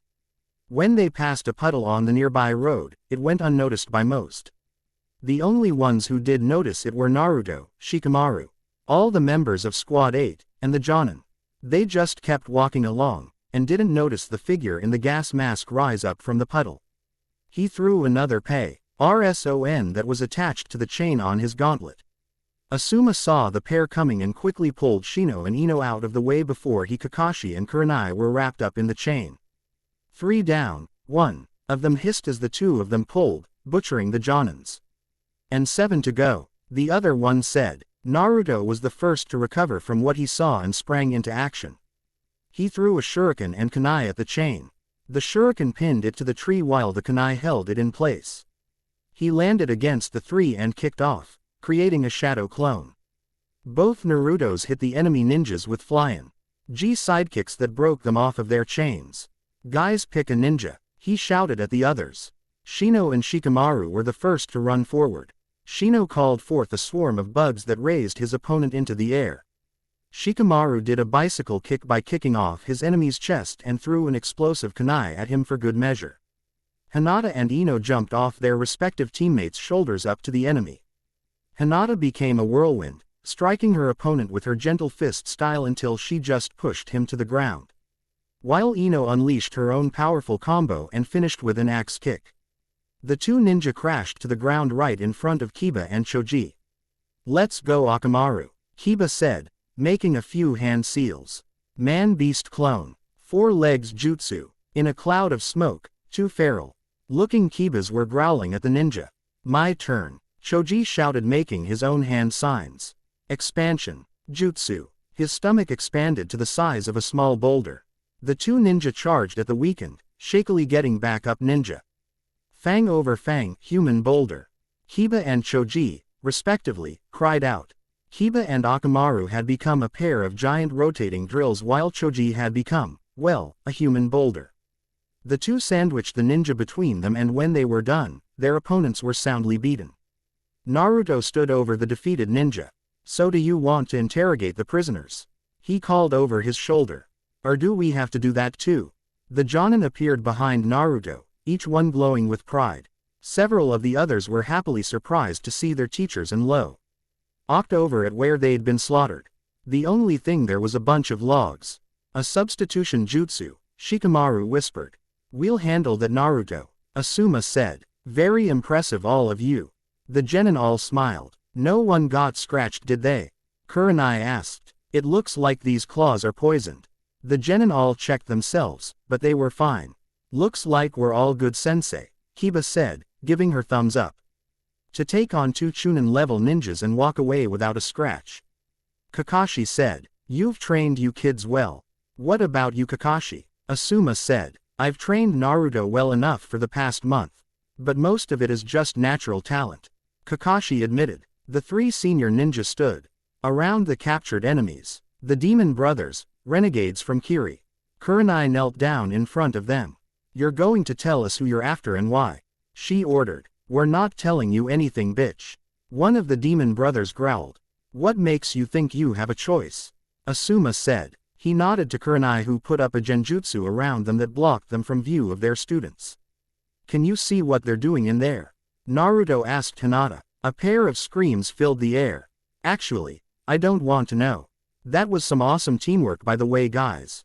According to Asuma-sensei, it was just a basic 3-man combo attack. Ino said. "You don't know it. I'm kind of flying solo here, remember?" Naruto pointed out. "Where are Sasuke and Sakura?" asked Shino. Kakashi-sensei said that they needed more training before they were ready to be ninja. "But apparently I'm good enough to go," Naruto explained. The Jonin came out of the genjutsu with serious expressions. "Tazuna, we need to talk," Kakashi said. "You were the ones that these 2 were after. And I think you knew it." Quote, "Aye, Tazuna stuttered. "To deal with enemy ninja takes this far beyond a simple C rank where we would only need to deal with bandits and the like," Kurenai said. "If we're fighting enemy ninja, this mission is easily a B or even an A rank mission." Asuma said. "If we wanted to, we would be fully within our right to just walk away." "No, please," Chizuna shouted and dropped to his knees. Please. My home in Wave is a poor country. We have been ever since we fell under the mercy of Gato. That's why I paid for AC rank, it was all I could afford. Gato? Hinata asked. The shipping mogul. That's his cover, Chizuna said. He's nothing but a thug and a murderer. He controls everything that goes in and out of the ports. If I were to complete my bridge, we could finally be free of Gato's control. The Jonin all looked deep in thought. Please, I beg of you, for the sake of my people, please help me. Tears were beginning to well up in his eyes. I say we keep going, Naruto said. Everyone looked at him. I don't know about you guys, but knowing all that, if we were to walk away, I wouldn't be able to look myself in the mirror. But you're still all too new, Naruto, Kurenai said, trying to reason with him. Then couldn't we just call for some backup? Asked Naruto. Either way, even if I have to go alone, I'm finishing this mission. Chizuna was smiling. The fellow genin were looking impressed, and the Jonin knew that there would be no way to convince Naruto to just let this go. And the old drunk will pay us the difference when he and the rest of Wave get the necessary money. Quote, yes, of course. Chizuna said. All right, Kakashi said. I'll send a messenger bird back to Konoha to request backup and tell the Hokage of our situation. Allow me, Naruto said. He bit his thumb, spread it across his left hand and went through a series of hand signs. Summoning jutsu. Ik. After a small cloud of smoke, a small fox with one tail appeared before them. Naruto. Long time no see, big bro, the fox said happily. It was small and had bright orange fur. Hinata and Ino were resisting the urge to squeal at his cuteness. Hey Ichigo, Naruto said, petting the fox. I need you to deliver a message back to Konoha and I want it there yesterday, understand? You got it, bro, the fox said. What's the message and who am I delivering it to? It's going to the Hokage, Naruto said. And here's the message, Kakashi said, handing it to Naruto, who tied it around the Ichigo's leg. All right little buddy, take off, Naruto said. LSE, I'll call Nago and have him take care of this. Ichigo's fur bristled. I can run circles around that old seven-tailed bastard, Ichigo said and shot off to Konoha. When he was gone, Naruto started to laugh. I love doing that to him, he said. What are you talking about? Choji asked. Ichigo's got a bit of a complex because he's a member of the Ik no Yoko tribe and they're considered the weakest. So I like to poke at him to get him to go a little harder. That's cruel, Naruto, Ino said, but she was smiling a bit. What did he mean by seven tails? Shikamaru asked. Naruto said, how aboo. We set up camp and I'll tell you later. A few of the others looked at him but nodded. That night, after the tents had been set up, the food eaten, and the fire crackling, Naruto knew that it was time to let the cat, or rather the fox, out of the bag. Okay, you guys all know about how the fourth Hokage beat and killed the Kyubi no Yoko, right? He said. Well, he didn't. Rather he couldn't. You see, the Kyubi, all the Biju actually, are masses of chakra given form. They can't be killed, only contained. Sometime inside a special object, other times, inside a person. Many of the genin were waiting for the shoe to drop. But others like Shikamaru and Shino knew where this was headed. When the Kyubi attacked, the fourth Hokage only had one choice. He had to seal the fox inside of a baby, a newborn baby. The others now got where Naruto was going. I was the only option. That's why you're hated so much by the villagers, Kiba said. Because they think you're the Kyubi. Yeah, Naruto said. But I'm not. The Kyubi is just sealed inside me and has no influence over me. He's actually a pretty cool guy. But he nearly destroyed Konoha, Choji shouted. Not by choice, Naruto said. He was being controlled. He doesn't remember by whom, but he believes that it might have been an Uchiha. That is possible, Kakashi said. The Sharingan of the Uchiha clan has been known to be able to control the Kyubi. In fact, there was a lot of suspicion of the Uchiha clan after that Kyubi's attack. So, it's because of the Kyubi that you're able to summon those foxes? Ino asked. Demon foxes, Naruto clarified. And yes, the fewer tails a fox has, the smaller and weaker it is. You guys saw Ichigo, he's a one-tail and about the size of Akamaru. The three-tailed foxes get to be about the size of a full-grown dog. The 4 to 6 tails get to about the size of a small horse and are good for riding on in combat. The 7 and 8 tails are giant and good for larger and stronger opponents. What about the 9-tailed foxes? Shino asked. There's only one 9-tailed fox, and he's sealed inside me. Naruto said. Even if I wanted to summon him, it would take a lot out of me to temporarily break the seal and let him out. And you're sure the fox can be trusted? Kurenai said. I would trust him like I would an uncle. Naruto said. So, does this change your guy's opinion of me? The answer that he got was the last he expected and coming from the last person he expected. Hinata got up and wrapped her arms around him in a hug. You'll always be Naruto, she said quietly. That will never change. A second later, Ino joined in on the hug. You'll always be that funny blonde goofball to me, she said and took it a step further to give him a kiss on the cheek. I'm just sorry I didn't know sooner. Or else I could have had your back more, man. Kiba said with Akamaru barking in agreement. Seeing you as the Kyubi would be the same as seeing those of my family only as our insects.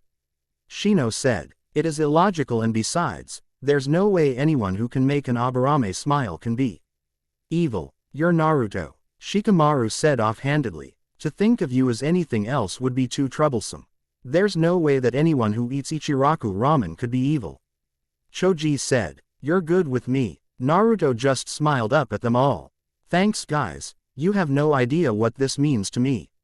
He said. Commercial break. With a new crewmate, Roronoa Zoro by their side, Naruto and Luffy set off on their great adventure to make Luffy king of the pirates. There's only one teeny tiny, slight problem. Luffy just got carried off by a freaking bird. Now Naruto and Zoro have to find their captain and deal with a new enemy who possess the powers of a devil fruit like Luffy, Buggy the Clown. End commercial. I think that's enough for one night. Kakashi said. Let's all head to bed. I'll take first watch. Naruto said. I'm not that tired. Naruto offered. Kakashi nodded and went into his tent with Kiba and Shino. Asuma went into a tent with Shikamaru and Choji while Kurenai took a tent with Hinata and Ino. Before going to his personal tent, Tazuna turned to Naruto. Think you'll make a good Hokage someday, kid, he said before getting into his tent. Naruto smiled and created a squad of shadow clones to watch the area. After that he just sat in on a log and watched the fire. He must have been sitting there for about 2 hours before he felt a hand on his shoulder. He jumped a little and looked to see Hinata and Ino behind him. You okay? Ino asked. Yeah, just a little lost in my own head. Naruto said. Naruto, I'm sorry. Ino said. I'm sorry for yelling at you and making fun of you and everything for the past few years. The past is the past, Ino. Naruto said. All we can do is look to the future. Ino and Hinata smiled and sat down on either side of Naruto. EA actually wanted to talk to you about the foot future. Hinata said. When we get back to Konoha, would you like to go out on a date with us? Ino asked. Naruto blinked in surprise. Well, good night. Naruto said quickly and shot towards his tent, leaving the girls to giggle at him. The next day Naruto woke up after a fitful night of sleep. It wasn't that he didn't want to go out on a date with Hinata and or Ino, it was more like he didn't know how. Growing up as Konoha's pariah, he didn't really have much luck about asking for dating advice. Walking out of his tent, he waved to Kiba and Shino who were still keeping watch. He threw water on his face to try and wake himself up. He walked back to the campsite and found that everyone was eating breakfast. Morning Naruto, Kakashi said and held up a plate. Naruto took it and started eating. As they ate, everyone caught the glances that were flying between Ino, Hinata, and Naruto. Everyone else were now shooting glance at each other as if trying to figure out what exactly was going on. Just as everyone finished breakfast, 4 blurs entered the clearing. 2 were in skin-tight green unitards, 2 wore white and had a long ponytail, and the 4th wore a pink dress and had her hair in a pair of buns. Hello my youthful comrades, the taller one in green shouted at the top of his lungs. Guy, Asuma groaned slightly. Kakashi my youthful rival, the person named Guy shouted again. Kakashi said looking up from his food. You say something Guy. This brought tears flowing down the Jonin's eyes. Hey Tenten, Naruto said walking towards his old friend. I'm guessing this is your team. Yeah, Tenten sighed in embarrassment. The larger one is my sensei guy and his mini-me is Rock Lee. The one as white as Neji Hyuga. Hyuga? Asked Naruto and glanced over at Hinata. Anyway, you guys are our backup, I'm guessing. That is right, my youthful comrade. Lee shouted, appearing at Naruto's side and freaking him out. The Hokage believed that it would be good to work with other ninja our own age. Geez, Lee, turn down the volume a bit please. Naruto said, digging his finger in his ear. Anyway, is this everyone? Yes, we were the only team available. Neji said stoically. It sounded like a cross bet. Ine Shino's monotone and Sasuke's arrogance. Already Naruto was starting to not like the guy. All right then, Naruto said, kneeling into the ground. Here, Shikamaru said, holding a shogi board. You carry one of those around with you? Naruto asked. The Nara just shrugged. Naruto shook his head and set up the pieces like he had in their original formation. Guy-sensei, you and Lee are taijutsu experts, right? Yes, my youthful. Guy started. Thanks, Naruto interrupted. You two will be here on the front lines with me, Choji, and Kiba. Neji, you're guarding the client with Hinata, Shikamaru, and Asuma-sensei. Why's that? Neji demanded. Naruto frowned at the Hyuga's tone. Because between two sets of Byakugan eyes, Shikamaru's own tactical genius, and Asuma-sensei's strength, you four are the perfect choices for guard detail. Naruto said. Now, do you want to put your ego aside, or do you want your tombstone to say, here lies Neji Hyuga, had his head stuck up his ass and got it chopped off? Neji growled but stayed quiet. As I was saying, Tenten, I want you hanging back in the back with Kakashi-sensei, Shino, Kurenai-sensei, and Shino on ranged weapon support. You got it, Naruto, Tenten said. I figured the most accurate kunoichi in Konoha would like that position, he said with a smile. The remark was caught by Ino. Let's get back on the road. The group got into formation and started to make their way back down the road. It wasn't long until they reached water and a ferryman who would take them across the way. After a little while, they found themselves in a thick fog. Wow, this is some thick fog, Ino said. I can barely see a thing. We'll be able to see the bridge in a moment. The ferryman said. On the other side is the land of waves. When they broke through the fog they saw a tall unfinished bridge and were in awe by it. The mist will keep us hidden, but from this point on, we have to turn off the engines and row. We'd be screwed if Gato caught us. The group stayed quiet as they sailed across the water and reached the shore. You've done some real good here, Tazuna, Naruto said. I look forward to seeing it finished. Tazuna, so far it looks like we've been overlooked, the ferryman said when they neared the shore. Just to be on the safe side, we'll take an inland waterway through town to a point where we can make landfall under the cover of mangroves. Thanks, Tazuna said. Many of the genin were in awe of the beauty of the mangroves when they came into view. They came to a small port and the ferryman let them all off. This is as far as I go, he said. Take care of yourselves. Thanks, Tazuna said with a smile. For taking such a risk, I shouldn't have asked. He watched as the man drove away. The group of ninja all go back into formation and started to make their way into town. Stay on your guard, people, Kakashi advised. The next person we come across will most likely be stronger than the previous ones. This put everyone on edge. Several of them had their fingers twitching over their shuriken holsters. Naruto heard something in the bushes and threw a shuriken into them, but nothing happened. Must have been the wind, he said. Please don't do that, Naruto, Kakashi requested. Sorry, but you've just got me a bit on edge, sensei, Naruto said. The group started to walk again and heard another rustle. This time it was Lee who threw a kunai. Neji activated his Byakugan and smirked. You just nearly killed a rabbit, he said. Naruto went to look and indeed saw a kunai just above the rabbit's head. He picked it up and brought it back to the group. Don't worry, Lee, the little guy's just fine, Naruto said. The senseis all had worried looks on their faces.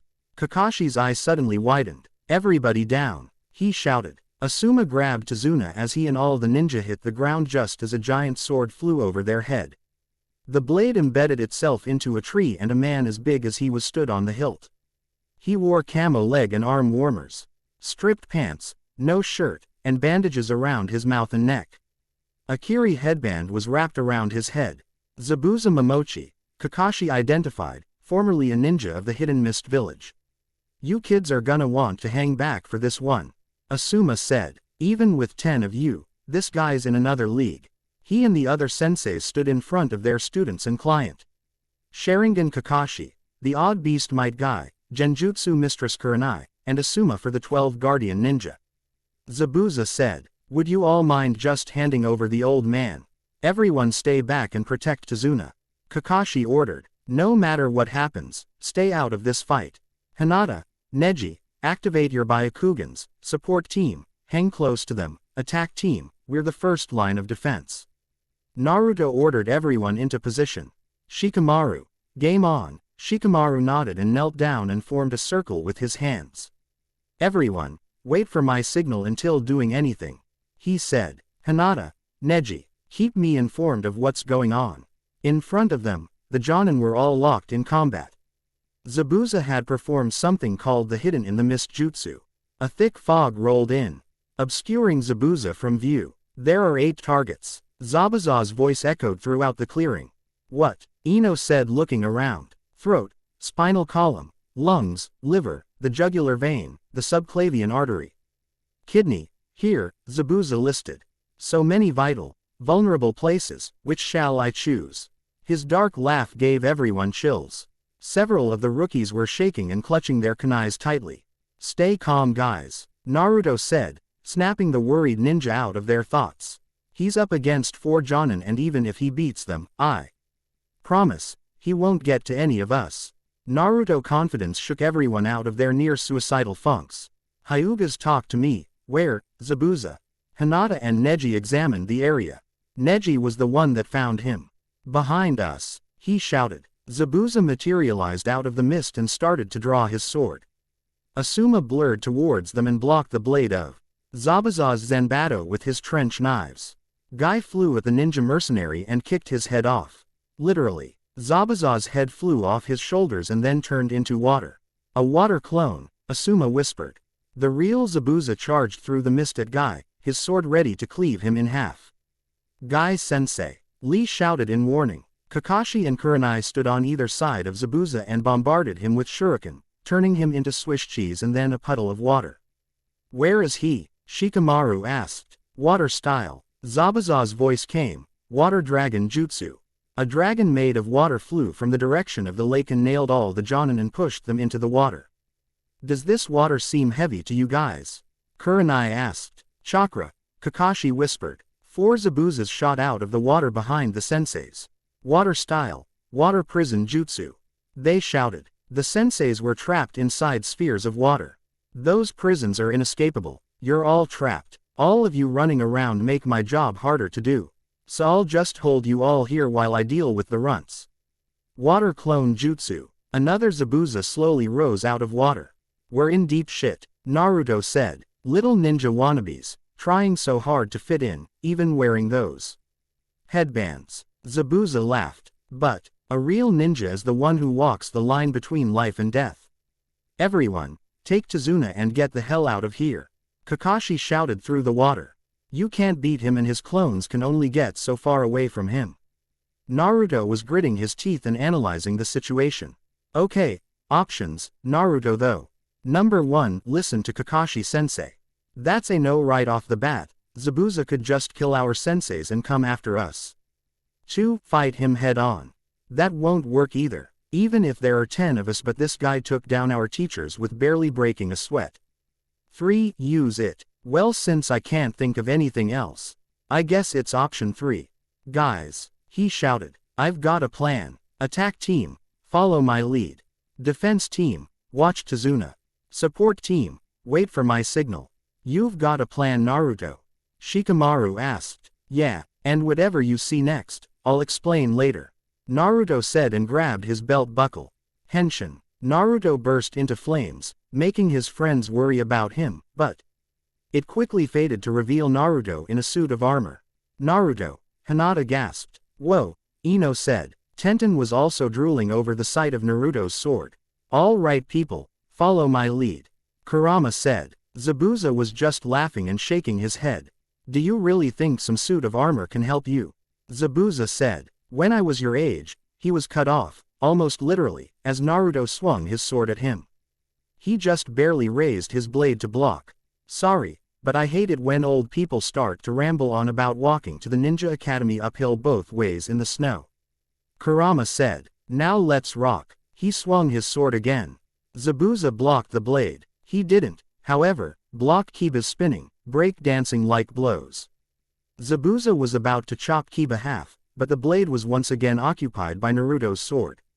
This time it was Choji who hammed on the blows while Zabuza was busy. An annoyed Zabuza raised his blade to attack again, and once again, Naruto blocked the attack, giving Lee He room to rain down blows that were both hard and fast. Zabuza staggered back and didn't notice Naruto blur in front of him. Million stab, shouted Naruto and fired off the barrage of stabs. The ventilated Zabuza turned into puddle. Support team, now, aim for the one holding your sensei. Shino, Tenten, and Ino moved to the front line and Naruto flipped his sword into a reverse grip. Drive, he shouted and swung his sword, sending an arc of energy that cut through the water, the mist, and through the Zabuza clone. Parasitic insect, swarm, Shino said, launching a, swarm of, Paris.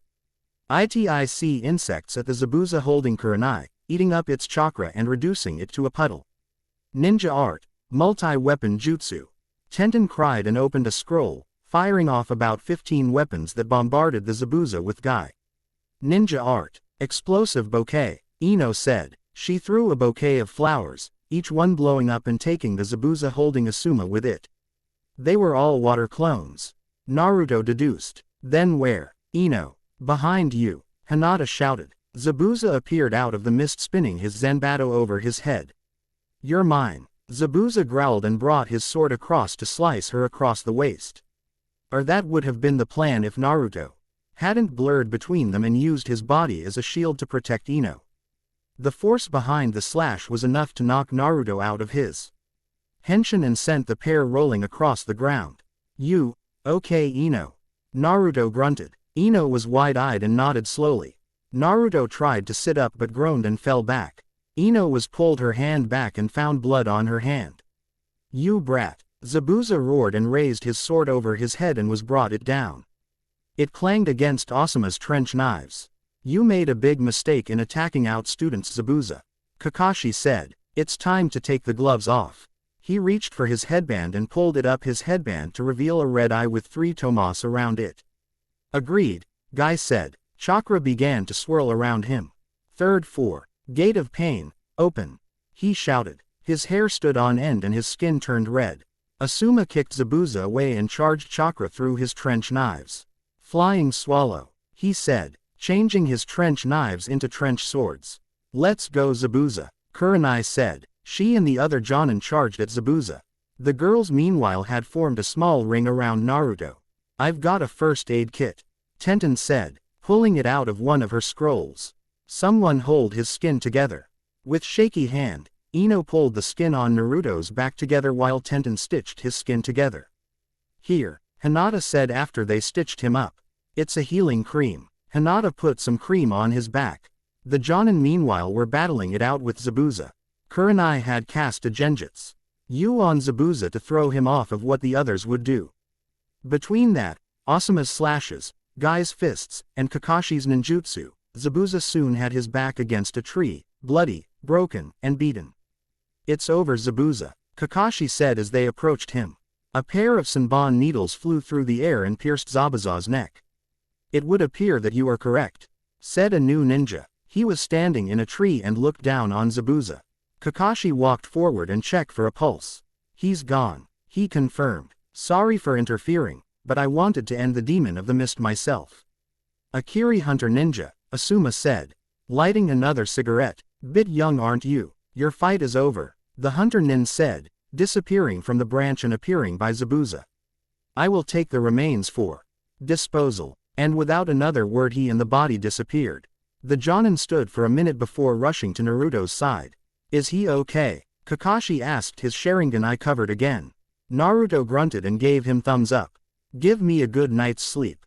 Naruto said, I'll be okay. You can recover at my place.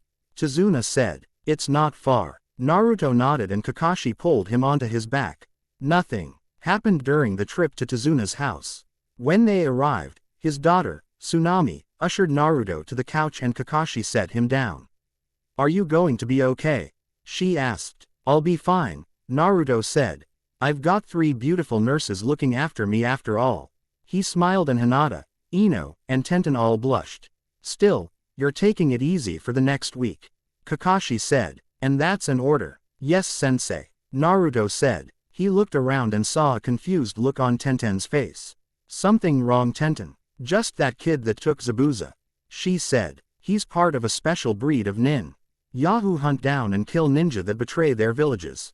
Guy said seriously. When they make a kill, they dismember the bodies so that the secrets of their villages will stay secrets.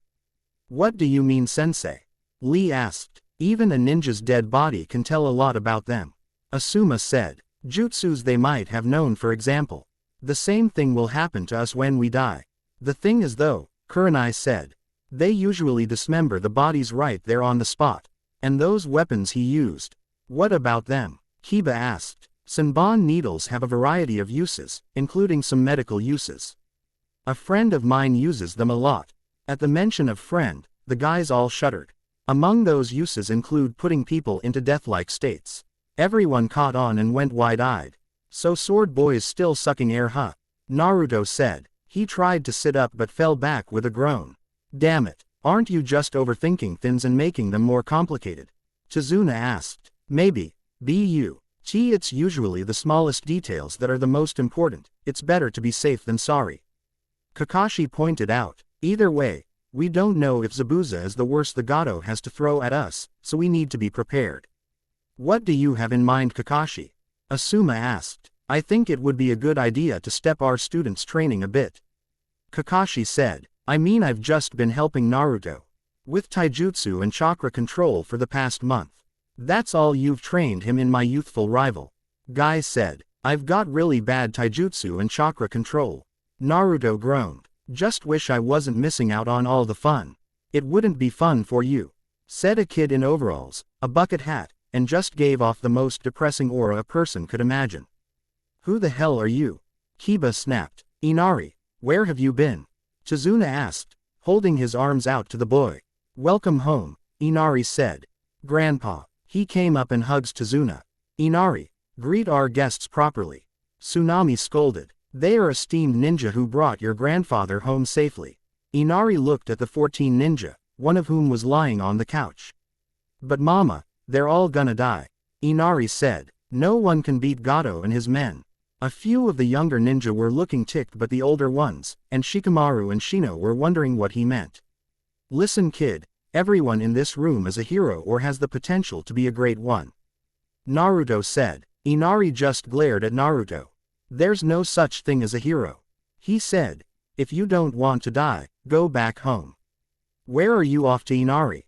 Chizuna asked. I'm going to watch the ocean from my room. Inari said and walked out. Sweet kid, Shikamaru muttered. Please forgive him, Chizuna requested. We'll see, Naruto said. So Kakashi-sensei, what exactly are we gonna do about me? I mean, even with my insane healing factor, I'm gonna be stuck on this couch for 2 days, maybe 3. Less if my nurses take care of me. The girls once again blushed at this. And just in case Zabuza shows up or Gato has someone stronger, we'll need everything, including Kurama. What exactly is Kurama? Asked Choji. Naruto sighed and rubbed his forehead. Better get comfortable guys, it's a bit of a story. Naruto said. And if you want an explanation of Kamen Rider Kurama, look at the last chapter. So, that's everything. Naruto finished. Naruto, Lee shouted after his story finished. I must spar with you in your armor. Naruto smiled sheepishly. I wish I could take you on, Lee, but with the armor I'd probably destroy you. Naruto said. Besides, I only use the armor as a last resort. Like against Zabuza, Shikamaru said, since we couldn't beat him on our own or run away safely. Figures you would have thought up the scenarios, Shika. Naruto smiled. So Kakashi-sensei. Kakashi was rubbing his chin. Well, you're going to be on this couch till you're back to 100%. He said. But maybe I can teach your shadow clones some nature manipulation. Sounds good, Naruto said with a yawn. But first, I need some sleep. Everyone smiled at him and left him to sleep. Everyone left to leave him, except for Hinata, Tenten, and Ino. So, how do you know Naruto? Ino asked Tenten. He's been coming into my grandpa's shop for years for cloths and equipment. Tenten explained. I think we're the only place to sell to him. Probably because of the Kyubi. Hinata and Ino thought. What about you guys? Tenten asked. We were his C classmates. Hinata said. Some of us not the best, Ino muttered under her breath. Tenten looked at her. No pink hair, so you're not Sakura. Tenten said. What do you mean? Hinata asked. Naruto told me he used to try and ask out this girl Sakura a lot, but she would always turn him down, hard and loud.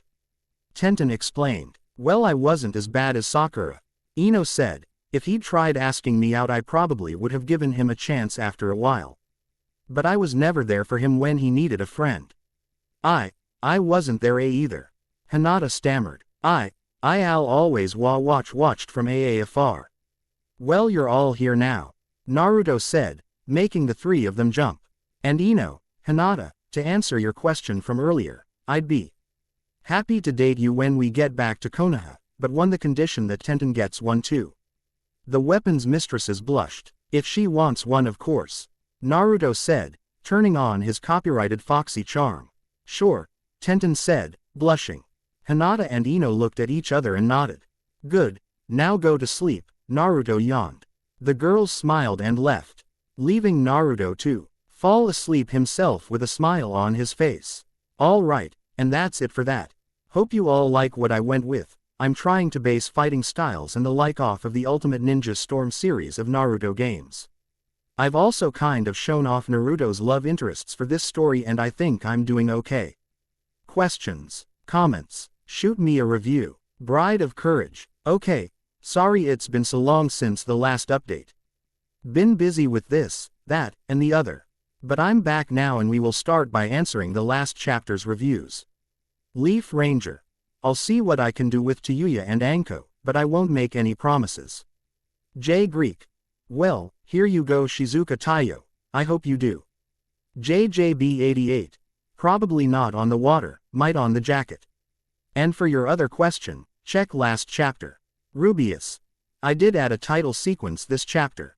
And I want to include fight music, but I don't want to include anything that's already been used by another writer.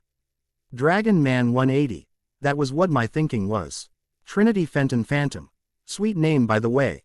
And I will keep writing, update when I can, and I'm glad you think it's interesting.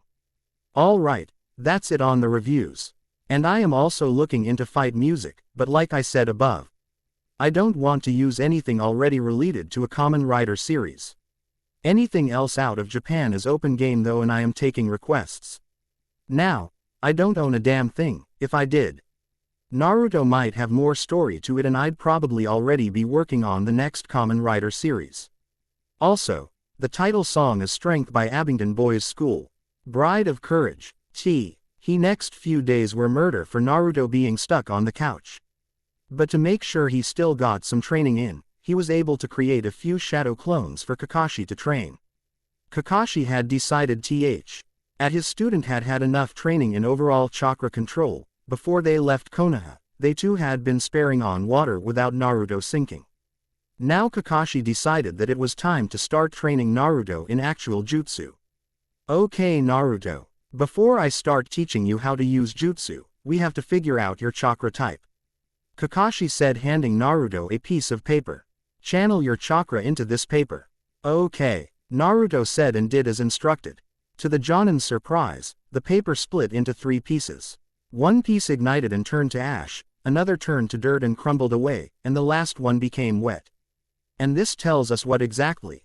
Asked Naruto. It means that you've got an affinity for wind, fire, earth, and water. Kakashi said. At so young, you have 4 affinities. I'm guessing that's not exactly normal. Naruto said. It's not. Asuma said. Play NG around with a cigarette, Tsunami wouldn't let him smoke in the house. Normally someone like you would only have 1 element, 2 maybe, but to have 4. He just let out a low whistle. Naruto, I want you to make 4 shadow clones for me to train. Kakashi ordered. Think you can do it? Piece of cake, Naruto said.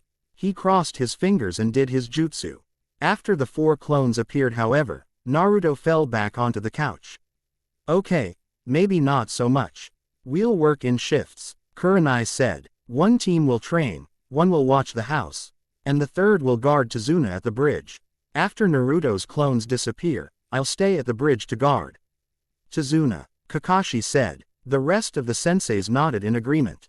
Kurenai, your team will watch the house first. Guy, your team will do the first training shift. Asuma, you guys watch Tazuna. Sounds good, my youthful rival. Guy shouted. Guy sensei. Volume. Tsunami barked. Yes ma'am. Guy said, much quieter. Everyone else chuckled. Musical intro. Naruto stands on the Hokage monument with his arms crossed as the sun rises over the village. Title screen comes up. Naruto x Kamen Rider Kurama. Kanvei ta kuchabira itsuku taiyo ni sara te, my dried lips are being exposed to the frozen sun. Naruto sits sadly on a swing. Iruka comes over and offers him his hand, smiling. Naruto smiles back and takes the hand. Afuru namida ga shitataru mabushi shade boku no nazoru kara, my overflowing tears are tracing back to me under the dripping radiant. Naruto runs as the people and places of the Naruto series pass behind him. Chirinai kasho no tada yumo uni kimi no motomid ida, as if compensating for each other's weakness, my life yearns for your presence. Naruto activates his driver and shouts, Henshin. Furo yuba ni sudaneru setsunasa dake no kaki atsumit, as our fingers come into contact, only our contagious miseries are being piled upon. An army of Narutos train in the forest while being watched over by Kakashi. Kodao no oku ni kazasu negai no sadame to iu nara, if the wishes that I uphold beneath my heartbeat are called destiny. Kurama clashes blades with Zabuza while Team 8 fight Haku in the ice dome. Noko Sareta Kyoku Nakushita Kimi no Omo Cake ga, the members I left behind and your forgotten face. Iruka looks out the window. The third Hokage smiles as Konohamaru cheers in front of him. Ima mo oki sari no ma, even now, will still be left abandoned. Naruto stands on Hokage Tower with Hijiran, Konohamaru, Iruka, Kakashi, and Teams 8, 10, and Team Guy behind him. The teams left, leaving the original Naruto alone with Team 8. Shino and Hinata went out first to take a look around the grounds, leaving Naruto alone with Kiba and Kurenai. So, what are gonna do with the girls for your little date, Naruto? Kiba asked. Naruto looked at him gobsmacked. How did you? He asked. Kiba just smirked and tapped his ears. Inuzuka ears, huh? Quote. Yep, Kiba said. So what's the plan? I don't know yet, Naruto admitted, leaning back. I mean, there aren't really that many other places other than Ichiraku's that'll actually serve me. And as much as I love the place, I want to take the girls somewhere nicer. I might know a place, Kurenai said. I'll show you when we get back to Konoha. Thanks, Kurenai sensei, Naruto said. Shino and Hinata were the next to walk into the room. The rest of the morning, Naruto and Shino talked about their comparisons as to having powers like they're sealed inside him. Hinata helped Naruto out before she left to switch with another team by rubbing some of her healing cream on his wound. I'll give you another rub tonight, she whispered in Naruto's ear, making him smile. With Kakashi, Kakashi turned to look at the 4 Narutos that stood before him. Okay, here's what we're going to do, Kakashi said. I'm going to try and teach you all how to manipulate your elemental chakra. After that, I'll start teaching you all some jutsus. He pulled several leaves off of trees and handed one to the first Naruto and lit it. Use your fire chakra to keep that flame from reaching the edges of the leaf. He handed a leaf to the next Naruto. Use your wind chakra to cut this leaf in half. To the next Naruto, try and use your earth chakra to pull stones out of the ground. And when he reached the last one, I want you to try and make the water in the lake move by using your water chakra. Now go to work. Yes, Kakashi sensei, they all said. Kakashi nodded to them, and they took off to their assigned tasks. As Kakashi watched them, he began to understand where Naruto's real element strength lay. The clone he had working on wind chakra was doing the best, slowly working his way to cut his leaf in half. Water was doing well too. he was at least getting the water to move through his chakra.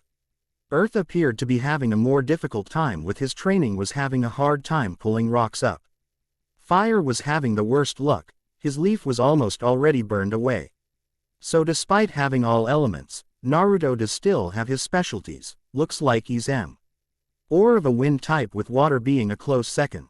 Earth also appears to not being that much of a strong point, and fire is going to be particularly difficult for him. Kakashi thought. Hey Wind Naruto, Kakashi said. The Naruto in question looked at his sensei. Do you think you have the strength to create 2 more clones? I can try, Naruto said. He took a deep breath and focused before crossing his fingers. Shadow Clone Jutsu. 2 more Narutos popped into existence, but all 3 of them were still breathing hard. Alright, you guys rest for a minute before we start your next training, Kakashi advised. After letting them recover their strength, Kakashi began giving his orders. Wind Naruto, I want you to continue your training. That Naruto nodded and resumed his leaf cutting. What about a sensei? Asked one of the new Narutos. I'm going to teach the both of you a D-ranked ninjutsu that goes with one of your elements, Kakashi said, and created 2 shadow clones of his own. Each Kakashi took a Naruto aside. Naruto, Kakashi 1. All right Naruto, Kakashi said. I'm going to teach you an earth jutsu. I know it's your second lowest strength, but it still might be helpful to know. Sounds good sensei, Naruto said. What's the jutsu? It's called Earth Release. Double Suicide Decapitation Jutsu, Kakashi explained. It conceals you underground and lets you drag your opponent underground. Is that the move you used on Sasuke? Naruto asked with a smirk. It is, Kakashi confirmed. Now let's begin. Naruto, Kakashi 2. Okay Naruto, I'm going to teach you the Hidden Mist Jutsu, Kakashi said. You mean that move Zabuza used? Asked Naruto. The same, he wasn't the first mist ninja I ever came across, Kakashi confirmed. The technique is pretty self-explanatory. It will create a mist out of nearby water to cloak your movements. The real trick is to sharpen your senses to the point where you don't get yourself lost in the mist. Naruto nodded. By the end of the day, Naruto had mastered using wind chakra, had almost mastered water, was getting close with earth, and at least had been able to hold back the flames with his fire training. He had also done well with the jutsus Kakashi taught him. He could move around well enough in the ground and create a good thick mist, but he still needed a bit of work before he was really ready to use them in battle. After the clones dispelled, Kakashi left to join the Tazuna Guard, getting together with Guy's team along the way. With Naruto, after Team 8 left, Temten took over on House Guard. Ino and Choji took to patrolling the grounds first, leaving Naruto with Shikamaru and Asuma.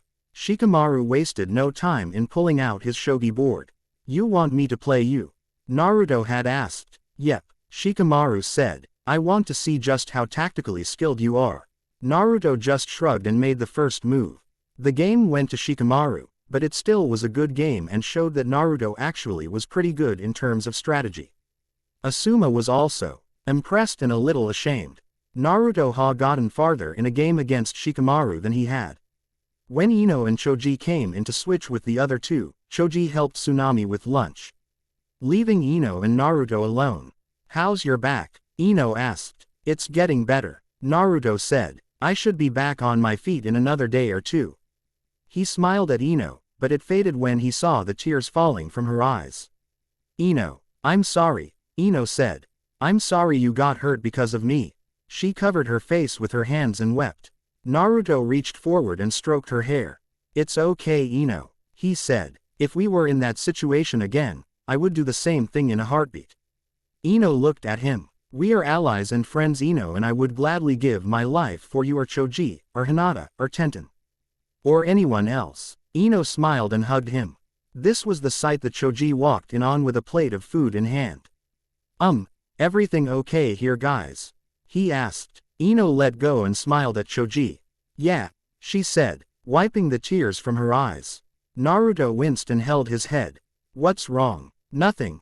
Just my clones dispersing at once. It's a little annoying but I'll be okay, Naruto explained. The rest of their time together was spent with Choji laughing slightly as Ino insisted on feeding Naruto his lunch.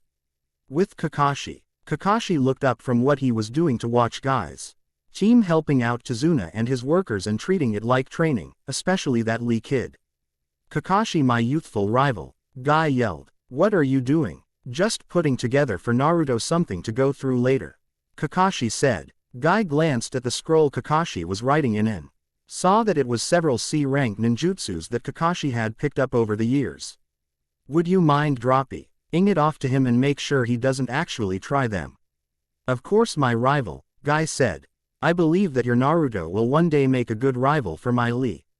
That would make for an interesting match. Kakashi admitted. I would look forward to seeing it one day. He handed Guy the scroll as his team left to change shifts. With Naruto. Naruto was upset when Team 10 left but looked forward to getting to know Guy and his students better. Guy and Lee burst into the house saying that Neji and Tenten would be the first to take patrol. Hey Lee, can I ask you something?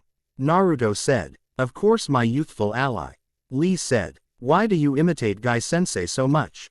Naruto asked, getting a pair of bushy eyebrows raised from the student and teacher. I mean, you're practically his copy. Do you have a problem with that, Naruto? Lee asked while Guy stood back and watched. No, it's just, you're an orphan like me, right?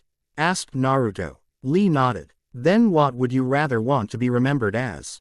The second Might Guy or the first Rock Lee? Lee blinked and fell back into a seat. So, I should stop acting like Guy-sensei?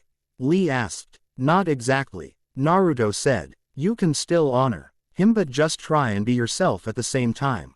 Lee was quiet as he thought about Naruto's words. Guy-sensei, he said, what do you think about this? I was planning on waiting to talk to you about this later. But it seems that things have changed. Guy said. There will come a day when you would break apart and follow your own path, Lee. I don't know when that day would come, but I know that it will be a great day. He placed a hand on Lee's shoulder. Know that I will always be your teacher and you my student, and I will always be proud of you for that, Guy-sensei. Lee said, his eyes watering. Lee, Guy said, cheering up as well. This went back and forth for a bit before they started hugging and some kind of sunset background appeared behind them. What the hell? Naruto thought as he watched the scene. He shook his head to clear it of the image. So Lee, how about when we get back to Konoha, we'll swing by Tenten's family store and get you a new wardrobe. Hi Naruto, Lee said and saluted him. Naruto just shook his head at his friend. Naruto, Kakashi wanted me to give you this so you could have an idea about what he's going to teach you later. Guy said, handing Naruto Kakashi's scroll. Thanks Guy-sensei. Naruto said and started reading through the scroll. He remembered what he had picked up from his clones during their training with Kakashi. Naruto's elemental affinities were strongest with wind, and then went to water, then earth, and finally fire was his weakest. When Neji and Tenten came in to switch with Lee and Guy, Tenten immediately rushed to Naruto's sea. While Neji just walked off to do his own thing. How's your back doing, Naruto? Asked Tenten. I'll be fine, Naruto said. By the way, can I and Lee stop by the shop when we get home? We need to try and get Lee a new look. Tenten went bug-eyed and slack-jawed. You managed to convince Lee to change his wardrobe? She asked. How? Let's just say I helped him to see that he could follow his own path in life and not Guy-sensei's. Naruto said. So do you think I could see that sword you used as Kurama? Tenten asked. Before Naruto could respond, Tenten used the one jutsu that every woman, ninja and civilian alike, knew by instinct, the puppy dog eyes jutsu. Naruto felt his resolve shatter the second he looked into those big brown eyes. Okay, Naruto said. He held his hand over his belt buckle and his sword appeared. As soon as it appeared in his hand though, it fell to the floor. Whoa, I never knew it was that heavy. You never noticed before? Asked Tenten. I've never pulled it out when I wasn't Kurama. Naruto said. Tenten examined the weapon carefully. It's an amazing weapon, she said. The blade is so sharp, and it's actually very balanced. The only downside I can see is that the weapon is so heavy. The pair continued to talk Kamen Rider Kurama for the rest of their time together until the other teams returned from their own missions. As Tsunami and Choji prepared dinner, Naruto stepped outside. Where are you going, Naruto? Asked Kiba. I want to try something, Naruto said. He walked outside and sat down near the lake. He sat down and started to meditate. eached out with his chakra to the surrounding elements in the area. As he focused, a red aura started to form around him. Along with that aura came Naruto's elements. The winds began to blow around him and lift him off the ground. Water came as well and swirled around him. After that came stones. Finally, fire crackled to life and formed its own ring. Naruto! Kakashi shouted. It broke Naruto's concentration and sent him falling to the ground. Oh wow wow wow wow, he said holding his back. Naruto, are you okay? Asked Kakashi rushing to his side. I was doing fine till you broke my concentration. Naruto snapped. He blinked and said, I was glowing red wasn't I? Yes, you were, Kakashi confirmed. And you were worried Kyubi was taking over. Naruto deduced. It's okay. He and I have an agreement. I'm allowed to use some of its chakra. But it decides how much. And it doesn't influence you. Kakashi asked. Nope. Kyubi's just fine sleeping. Naruto assured him. As long as I don't get myself killed. He doesn't really care what happens in the outside world. All right, I trust your judgment. Kakashi said. But as your sensei, a fellow Konoha ninja, and your friend, I want you to be careful when using that chakra.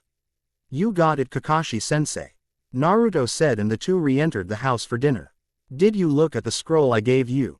Kakashi asked. Yeah, I think I'll have enough street ranked tomorrow to create enough clones to have one practice each jutsu tomorrow. Kakashi nodded at his student. Day 2. The next day, Naruto was able to create 20 shadow clones with little problem. Nice work, Naruto. Kakashi said. You really are getting better. Thanks, Kakashi-sensei. Naruto said. And I have an idea about a new way to train too, if everyone's up for listening. Everyone gave them his attention. Some rather reluctantly cough Neji Tem. Cough asterisk. Well, you guys remember those teams I recommended on the way here? Maybe we train in those groups for a bit. Why is that, Naruto? Kurenai asked. I think that since we might not always be on the same teams and might have to integrate our teams at some point, so it would be a good idea to do that now.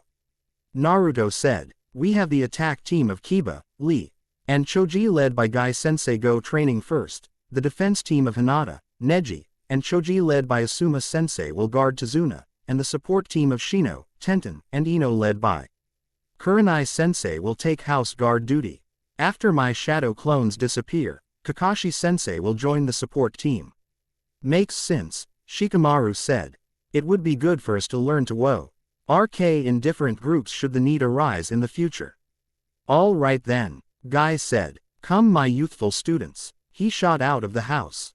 Lee was shockingly quiet for a moment before following his sensei with Kiba and Choji.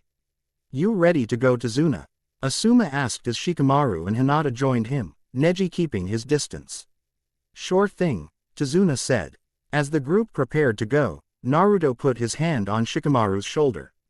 Do me a favor and keep an eye on Neji and Hinata. He asked. There's definitely something going on between them. Shikamaru nodded. It's a pain, but I'll do it. He promised. Thanks. Naruto nodded. The defense team left and were soon followed by Kakashi and the Narutos. When the support team left to do a quick check around the house, Naruto went to see if he could help Tsunami with anything. Shouldn't you be resting? Tsunami asked, giving him a motherly look. For Naruto it felt good to have someone give him that look. I've always been a quick healer. Naruto said, as long as I don't anything too crazy or stupid, I should be fine. Tsunami nodded and allowed Naruto to help her around the house. With Kakashi and the Narutos. Kakashi stood around with the Naruto clones as they practiced the jutsus Kakashide given him the day before. As expected, Naruto was doing well with the wind jutsus and the fire jutsus, not so much. The water jutsus were also coming along almost as well as the winds, and the earths weren't too bad either. They were nowhere near mastering yet, but they were getting there. As Kakashi watched, he could help but smile at the progress his student was making. He chuckled to himself as he thought that he had been trained by a Hokage, and he might just be training a new one, his sensei's son no less. He kept watch over the clones until they all ran out of chakra and dispelled, after which he joined Kurenai and her support team. He returned to the house and blinked to see Naruto's all over the outside still practicing their ninjutsu. Kurenai was going over with her temporary students on how to help support their teammates. Being able to use ranged attack like you all do is good support, but it also helps to have other talents. Kurenai explained. Long-range jutsus and genjutsu for example. Setting traps or distracting your opponent so that an ally can make a plan is also good. Kakashi said. Kurenai, what is Naruto doing? The genjutsu mistress sighed and looked over at the army of Narutos. He's been doing that for a while now. The original is still inside helping Tsunami, but every hour he creates as many clones as he can and has them training with chakra. Kurenai said. He just recently started doing jutsus, pretty strong ones too.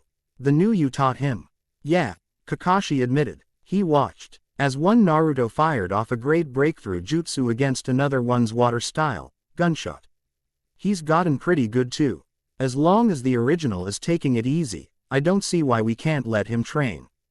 Kurenai said. Now, do you want to help teach our little support team? Kakashi I smiled. Sounds good. Kakashi said. Now, I'll help out Shino out since I'm guessing he's not the genjutsu type. That's true Kakashi-sensei. Because of me and my family's skills, we are not suited for genjutsu or very many ninjutsus. Shino said. Well, we'll see what we can do. Kakashi said. What about you Ino, Tenten? I don't think ninjutsus are really for me. Ino said. I'll try and learn a few things from Kurenai-sensei. I'll go with you though. Genjutsus are a little out of my usual range. Tenten said. All right, Kakashi said and started helping his temporary students. With the defense team, Asuma helped out Tazuna on the bridge since a lot of his regular workers were quitting because Gato threatened their families. Despite the bridge builder's pleas, his workers kept abandoning him. He also got his students working on the bridge too. He would also help them with their death ends by randomly throwing things at them. Neji would deflect them easily, Hinata too, but it was a little stiffer for her. Shikamaru was a lot different defense-wise. He would make the smallest movement to dodge or block anything coming at him. Why don't you just give up and go back to the house and wait for us Hinata? Neji said. You're clearly not cut for this kind of work. Hinata looked down and away. Back off Neji, Shikamaru said, standing by Hinata. It's too troublesome to know what the problem is between the two of you, but, he shot Neji a glare. I promised a friend I'd keep you off her back, so back off. Neji took a stop forward but froze when he saw Shikamaru's shadow start to writhe. Neji just shot Hinata another glare and walked away. Thank you Shikamaru, Hinata said. It's no problem, Shikamaru said rubbing the back of his head. I told Naruto I'd keep him off your back. And Naruto's not the kind of guy the first want to let down. Hinata smiled and nodded to her friend. Asuma watched the exchange with a small smile. He was proud that Shikamaru was protecting Hinata so faithfully. Naruto really knew how to get people motivated. He was a natural leader. Attack team. Guy looked around the genin that had been assembled before him. Lee had actually changed his cloths. Now he wore a dark green karate gi like he wore before Guy took him under his wing. He still wore his leg warmers. Choji and Kiba were still in their usual outfits and were looking at the taijutsu expert. All right, I already know Lee's strength in taijutsu and I know a bit about what you two are able to do from before. Guy started. I don't know much but I might be able to help the two of you. Kiba, you seem to incorporate some kind of break dancing into your style.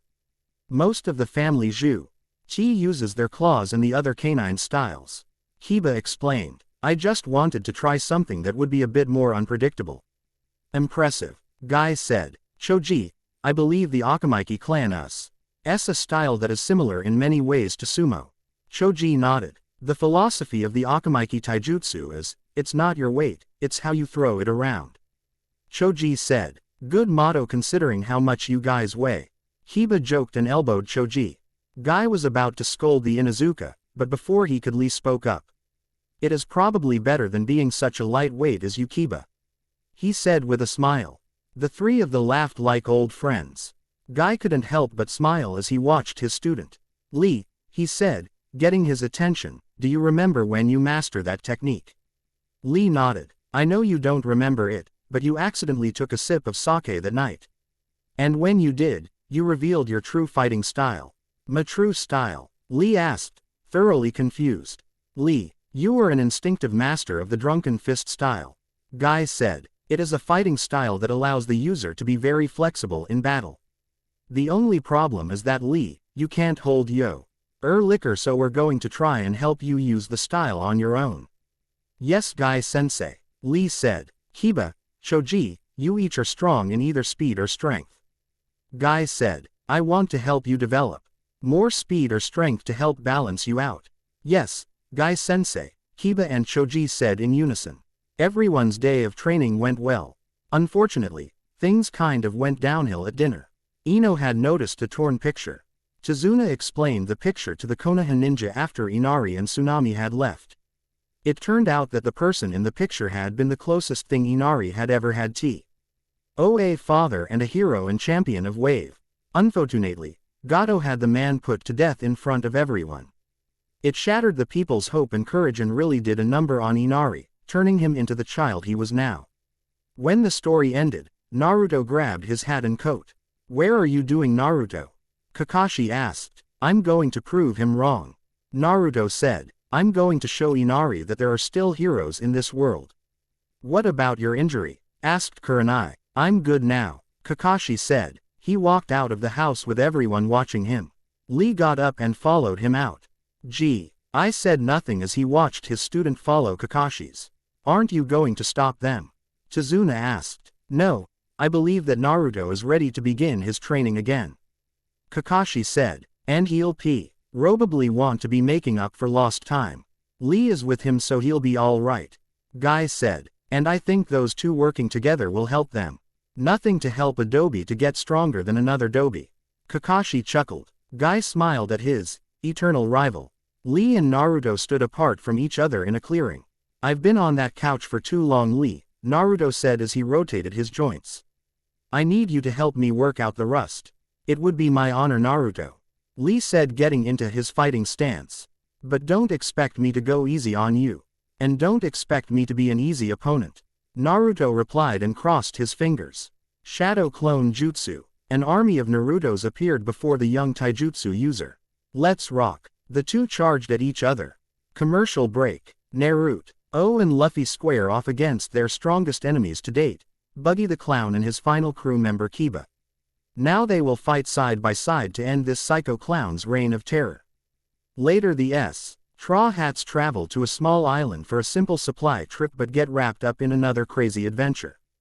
Pirate King and the Kazukukage. Don't get fooled again. Commercial break end. Day 6 of training. Naruto lay sleeping against a tree after another all-night training session. Lee and the others had helped to work out the rust and help improve his taijutsu. The senseis also helped him in fighting as Kurama. Lee still wanted to take on Naruto like that, but knew he needed to get stronger when he saw Kurama take on all 4 senseis. And it had been one hell of a fight too. Right now though, Naruto was resting after his latest all-night training session. He was shaken from his slumbers by a girl with porcelain skin and long black hair. You'll catch your death of cold sleeping out here, she told him. I'll be okay, Naruto said. He stood up and worked out the kinks. So what bring you out here? I need to collect some herbs for an injured companion. The girl said. You need a hand? Asked Naruto, popping his back. That would be nice, the girl said and smiled. Thank you. No problem. So what's your name? Asked Naruto. Haku, the girl replied. The two spent the early morning picking herbs for Haku's companion. What were you doing out here so early? I've been training lately. Guess I overdid it a bit last night. Naruto explained. Oh, so you're a ninja? Haku said. You look plenty strong now. I'm not, Naruto said seriously. A dangerous man got close to hurting someone I care about a while ago.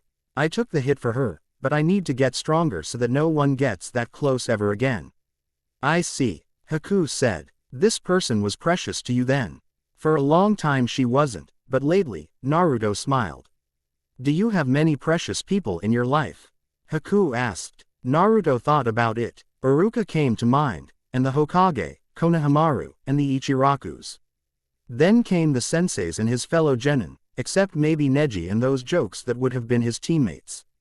Yeah, I've got a lot of them, Naruto said, and it's because of them that someday I'll fulfill my dream of being the leader of my village. Haku giggled at him. Something funny. It's nothing. I think I have enough herbs. Haku said. I know you'll get stronger, Naruto, and we will meet again. So you should probably know, I'm a boy. As he walked away, he didn't see Naruto doing an imitation of a fish. This was the sight that his friends came across when they got there.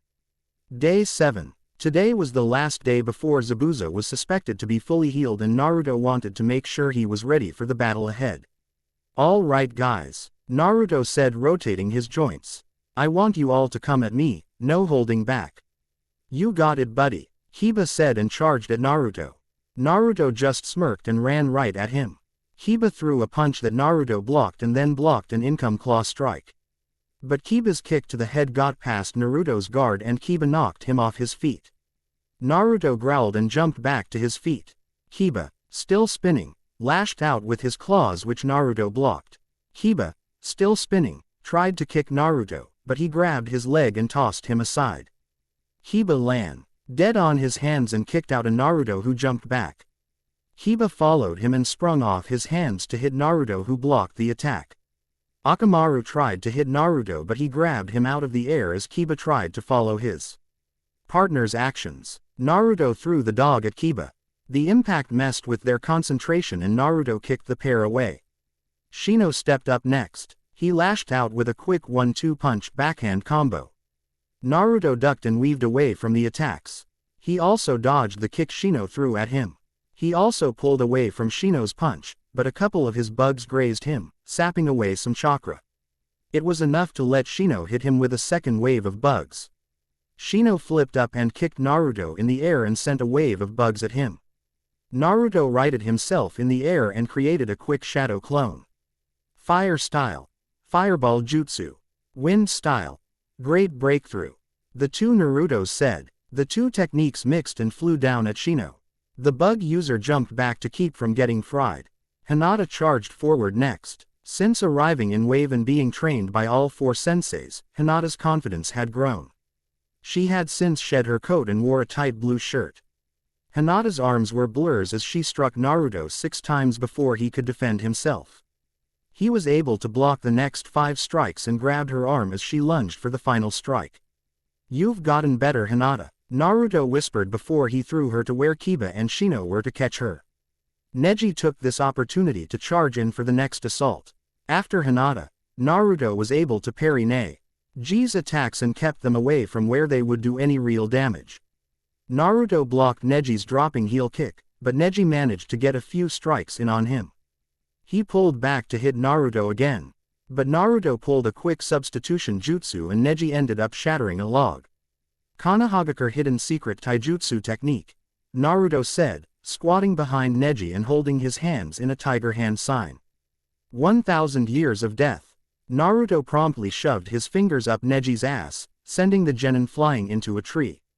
Everyone was stunned that Naruto had used such a technique, that he had time to pull out a moist towelette and wipe his fingers off.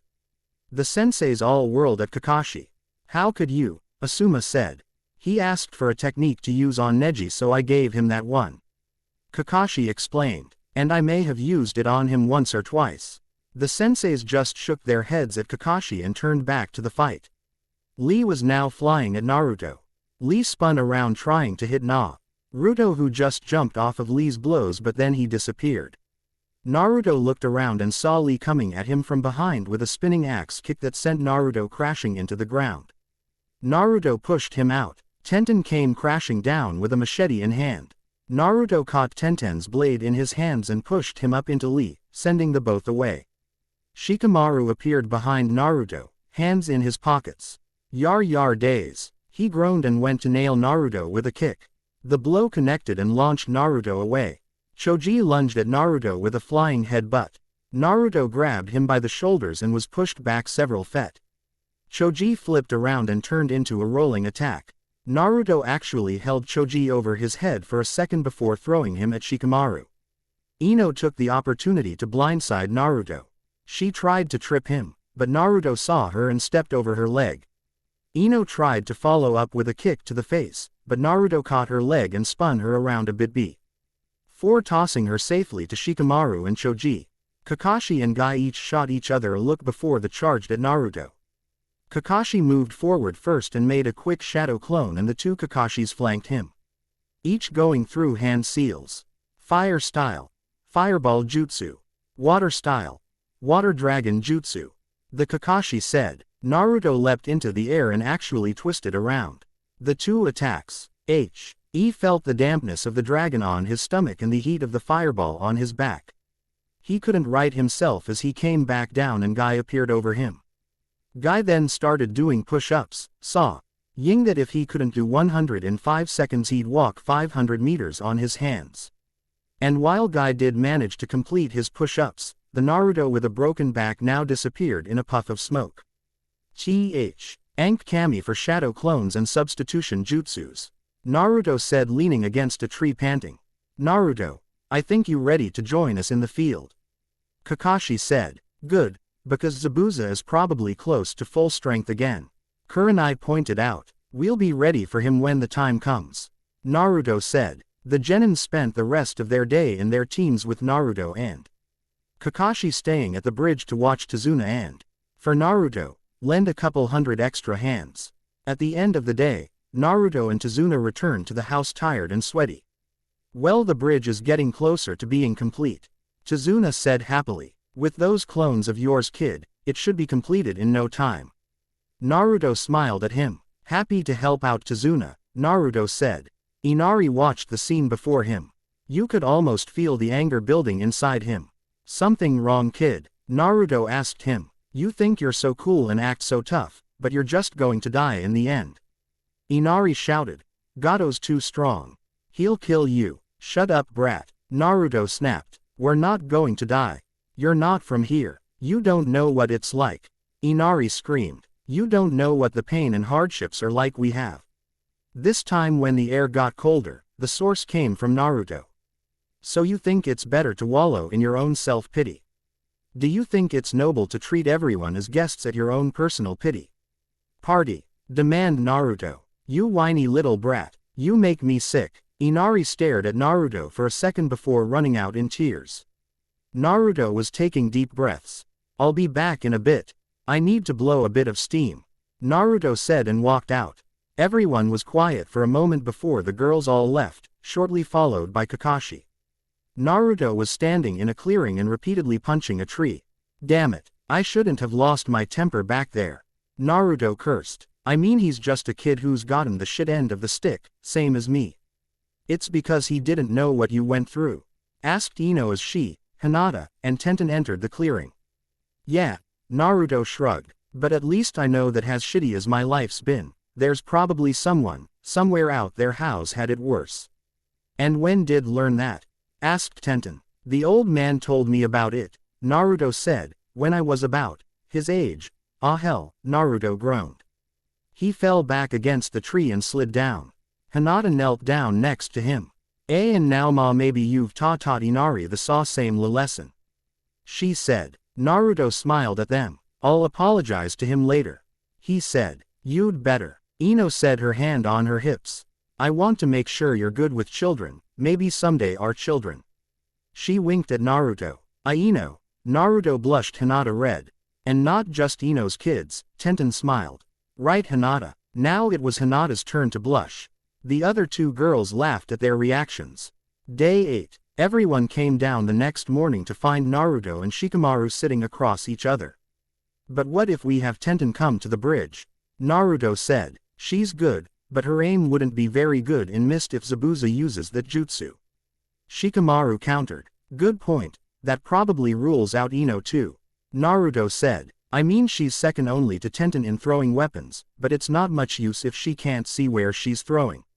He rubbed his chin in though. So the tracking team should definitely go. Naruto said. Including me, that makes 4. 3 more should go, at least one of them a Jonin. Guy-sensei, Shikamaru suggested. Maybe, either him or Asuma-sensei, Naruto said. Speaking of, we should have a defender or two at the bridge. Neji, Shikamaru said. I like the guy as little as you do, but he does have the Byakugan. Naruto grit his teeth, but had to admit, Shikamaru was right. Fine, But that means Guy and Asuma should be there to make sure he doesn't do anything really stupid. Naruto said. What are you guys talking about? Ino asked, joining the pair. We're trying to plan who should go to the bridge and who should stay at the house, just in case. Naruto said. And I think we just figured it out. He looked at Shikamaru, who nodded. Kiba, Hinata, and Shino will go to the bridge to back up Naruto, who as Kurama will be our best bet against Zabuza. Shikamaru explained. Neji will go as extra defense with Guy-sensei and Asuma-sensei supervising. Why am I not going with my team? Kurenai asked. In case Zabuza pulls that hidden mist jutsu, your genjutsus won't be very effective, but since your team is trackers, they're perfect. Naruto explained. Kurenai nodded. All right then, we'll get going as soon as everyone's ready. Asuma said. By the time they left, Inari hadn't come down yet. Hey Tsunami, can you tell Inari I'm sorry for what I said last night? Asked Naruto. Tsunami smiled and nodded to him. The group took off down the way to the bridge. I don't think you need to apologize to Inari. Chizuna said to Naruto, catching the young Kamen Rider off guard. You don't? He asked. Yeah, I think you just said what everyone in this town should hear. Chizuna said, even though your life might be shitty.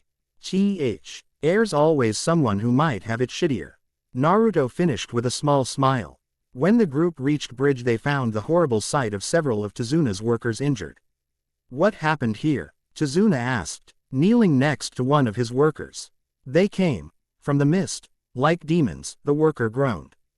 Demons? Asked Kiba. Zabuza, Naruto growled. A thick mist rolled in. Been a while, kid. Zabuza's voice echoed through the mist. How's the back? Healed up quite nicely, thank you. Naruto said. How's coming back from the dead? Wouldn't you like to know? Zabuza said. 4 Zabuza popped out of the mist. You guys mind handling this? Asked Naruto with a smile. Neji and Team 8 each shot at a Zabuza and blew it apart with quick attacks. We're not the same kids you went toe-to-toe with last time, Zabuza. So it would appear, Zabuza said, appearing out of the mist with the fake hunter ninja by his side. Looks like you might have a few rivals, Haku. Indeed, Haku replied. Naruto's ears twitched slightly and his eyes widened. Haku, he whispered. Looks like we were right about Zabuza and the so-called hunter ninja, Asuma said, lighting his cigarette. Guy-sensei, Naruto said. Take Neji as backup and deal with Zabuza. Asuma-sensei, stay with Chizuna, the rest of you handle the mid-area. What are you going to do? Asked Shino. I need to see something. Naruto said, drawing a kunai. That was quite the routine you put on before. He called across the bridge. But, are you just good for extractions or can you actually fight? Haku flinched slightly. Haku, go. Zabuza barked. Yes sir, he said and disappeared in a swirl of water. Nice move. Naruto thought, bringing his blade up just in time to catch Haku's needle. Back at the house, Gato's 2 samurai thugs burst through the wall. Their plan was easily grab the girl, maybe the kid, and get the old man to quit work on the bridge and probably kill them all. There was just one little hiccup in their plan. Actually, 7 hiccups. Kurenai, Kakashi, Tenten, Lee, Ino, Shikamaru, and Choji stood in the kitchen glaring at the now sweating samurai wannabes. Shikamaru, Kakashi said. Already have them. Shikamaru said, kneeling down and holding his hands into his family's signature shadow possession jutsu. Tenten, would you do the honors? Kurenai asked. Tenten had a sadistic grin on her face. Open fire, she shouted. The 7 ninja released a barrage of shuriken at the goons, impaling them with a wall of sharp and pointy steel. When they were done, the only thing keeping them standing was Shikamaru's jutsu. Once he released it, they collapsed, dead. Wow, Inari whispered at the sight before him. Inari, Kurenai gasped. You really shouldn't have seen that. Kakashi put a hand on her shoulder. She looked at him and he nodded to Inari. Kurenai turned her head and saw that Inari was crying. I want to be stronger, strong enough to protect my mom. He said, I want to be strong like my daddy and Naruto. Everyone looked at each other and then smiled. They didn't know how he did it, but Naruto had just helped this boy in ways most could never have thought of. Back on the bridge, Naruto was clashing with the masked ninja, Kunai de Senbon. Leave now, I don't want to have to kill you. He pleaded. You know I can't do that, Haku. Naruto said. That is you behind that mask, isn't it? Please, Naruto. Haku begged. So it is you. Naruto said. Now listen to me, Haku. I'm sure you were watching my first fight against Zabuza, so you know what I'm capable of when I henshin. I'm sorry, Naruto. I can't leave Zabuza or disobey his orders. Haku said. And you should be more focused on defending yourself from my 2 attacks. What do you mean too? Naruto asked. Well, first you have to use your hand to block my Senbon, Haku explained, and then started going through one-handed seals. And now you have to protect yourself from my jutsu. Naruto went from confused to shocked as Haku finished the move. His hand flew to his Q driver. Ice style, frozen needles of death. Haku said. Henshin. Naruto said at the same time. Haku jumped back as his ice needles W. Air either shattered or melted from the power of Naruto's transformation. While Haku was stunned, Team 8 took the chance to attack Haku. He was hit by Shino's insect swarm, Hinata's double palm blast, and Kiba's fang over fang. Zabuza narrowed his eyes. Haku, you understand what will happen if things keep going like this, don't you? He said. Yes, I do. Haku said, and the air started getting colder. You deal with those 3 that sucker punched you, Zabuza ordered. The kid in armor is mine. Yes, Zabuza, Haku said and held his hand in a single hand sign. Ice style, ice mirror prison jutsu. The water around Team 8 shot into the air and froze, becoming mirrors of ice, trapping the Genin team. That can't be good, Kurama said. Remember, Zabuza said, appearing before Naruto. I'm your opponent. He reached for his sword, but had to jump back as Guy came flying in, screaming, dynamic entry. Good name for the move, Kurama said as he and Guy stood side by side. Inside the ice dome, Haku seemed to be standing in all of the mirrors.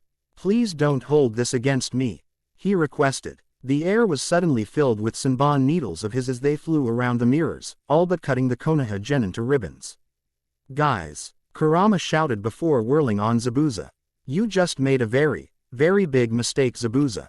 Oh, I did? Zabuza asked mockingly. Yeah, you gave me a real good reason to kick your ass. Kurama shouted and charged Zabuza, their swords clashing. Zabuza threw a side kick at Kurama, which he easily blocked. Zabuza drew his sword and swung it 3 times, each blocked by Naruto's rebellion.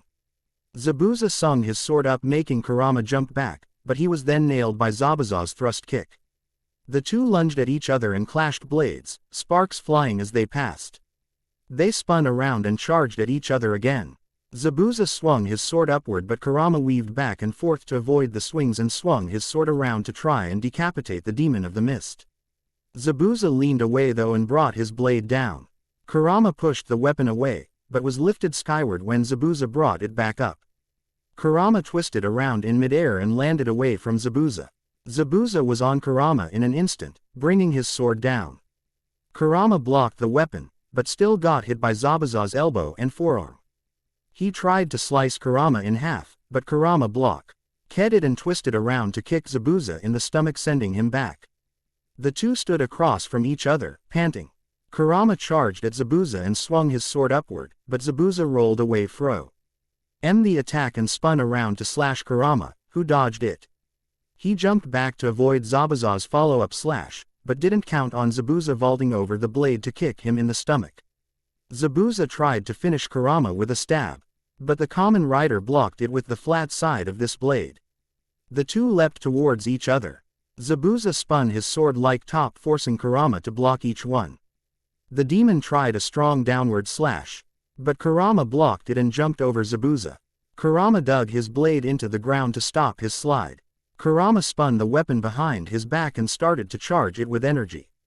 Zabuza, who had landed several yards away, was already going through hand signs. Water style. Water dragon jutsu.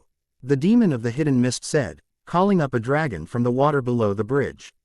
Veer drive. Kurama countered, slashing his blade 3 times. The first one dispelled the dragon while the other 2 his Zabuza, leaving an X-shaped burn on his chest. At least it did before he turned into water.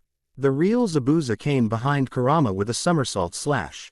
Kurama just barely had enough time to block the blade, but the force of the attack made the ground beneath them crack. We having fun yet, kid? Zabuza mocked. The time of my life. Kurama shouted back, throwing Zabuza away. Inside the ice dome, Shino pushed himself up, panting as blood dripped from his wounds. Kiba, Hinata, are you okay? He asked. Yes, I'm okay, Hinata said. We're still breathing, Kiba said, while Akamaru barked weakly. Did you by any chance see what the hell just hit us, Hinata? It was almost too much. But it looked like he was throwing Senbon's between the mirrors. Hinata said. Like Naruto using his shadow clones? Shino asked, trying to think of a plan. Hinata nodded. So these guys are just shadow clones, huh? Kiba asked with a smirk. Let's go, Akamaru. Kiba, wait, shouted Shino, but too late. Fang over Fang, the Inuzuka said as he and Akamaru started bouncing between the mirrors. He was blown out of the sky as Haku unleashed another swarm of Senbons at him. What was that? They're not shadow clones. Hinata said. It's like each reflection in the mirrors is him. What kind of jutsu is this? Shino asked. Back outside, Kurama and Zabuza were slowly circling each other. It's a Keki Genkai, isn't it? Kurama asked, jerking his head towards the dome. Zabuza had a smug look on his face. The ice jutsu, it's a bloodline, right? Very perceptive boy, Zabuza said.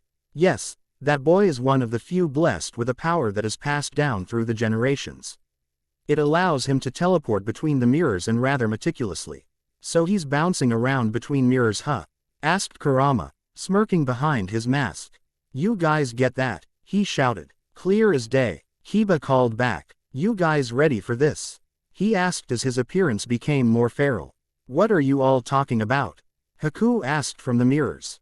The three of us were assembled to be a tracking team. Hinata explained, activating her Byakugan. And now that we know what's going on, we're going to track you down. Shino finished, releasing his insects. The Sethri are going to track down you, little friend. Kurama said and withdrew a white disc from a compartment on his buckle. While I kick your ass rider style. He slid the disc into the pommel of his sword and spun it, causing the skull's mouth to open. Arms mode, a voice said, and Kurama was covered in a bright light. All right, that's that. Yeesh, long freaking chapter and not much action, I'm sorry to say.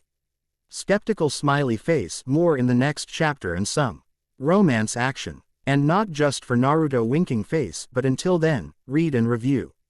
Please. The new opponents. Okay, time to the next chapter. But before I get to the fan mail, I'd like to say two things. First, about this story, if anyone still wants fight music, I need requests. Again, please nothing that's already used by the Kamen Rider franchise. Second, the authors of several stories I like to read have brought to my attention that has been erasing stories for reasons such as lemons or scenes that are too violent and doesn't giving any kind of warning. This is BS in my opinion, but I don't run anything on the site. So if anyone who actually does read this story, first of, thank you, and second, figure out a better way, like warning a person that they're crossing the line before you delete them, or just create a new rating for these kinds of things. And to my loyal readers, if you're authors yourselves, please pass this message along. And now that the serious stuff is out of the way, fan mail time. JJB88. We'll see about the jean jacket, and I would love to hear your idea. Dead W8. Yeah, it's on hiatus, sorry. Leaf Ranger. I might try getting those two paired off, but that'll be later in the story. Volos. My reasoning for Zabuza beating the 4 Jonin in the last chapter is that he used his skill in deception to knock them into the water. Like he actually did with Kakashi in the manga. As for Mei, sorry but I don't plan on that happening. Dragon Man 180. I didn't mean for Naruto to be giving order, just making sug. Hesti owns that the Jonin happened to agree with. And I'll admit, the last chap did drag a bit, I was trying to focus on character development a bit. Shizuka Taiyo. All your questions shall be answered. God of all, thanks and here you go. Red Neo Ranger. I'm glad to hear it. All right, that's the end of that, now on with the show. As always, I don't own a thing. Skeptical smiley face. When the light around Kurama faded, his armor had changed.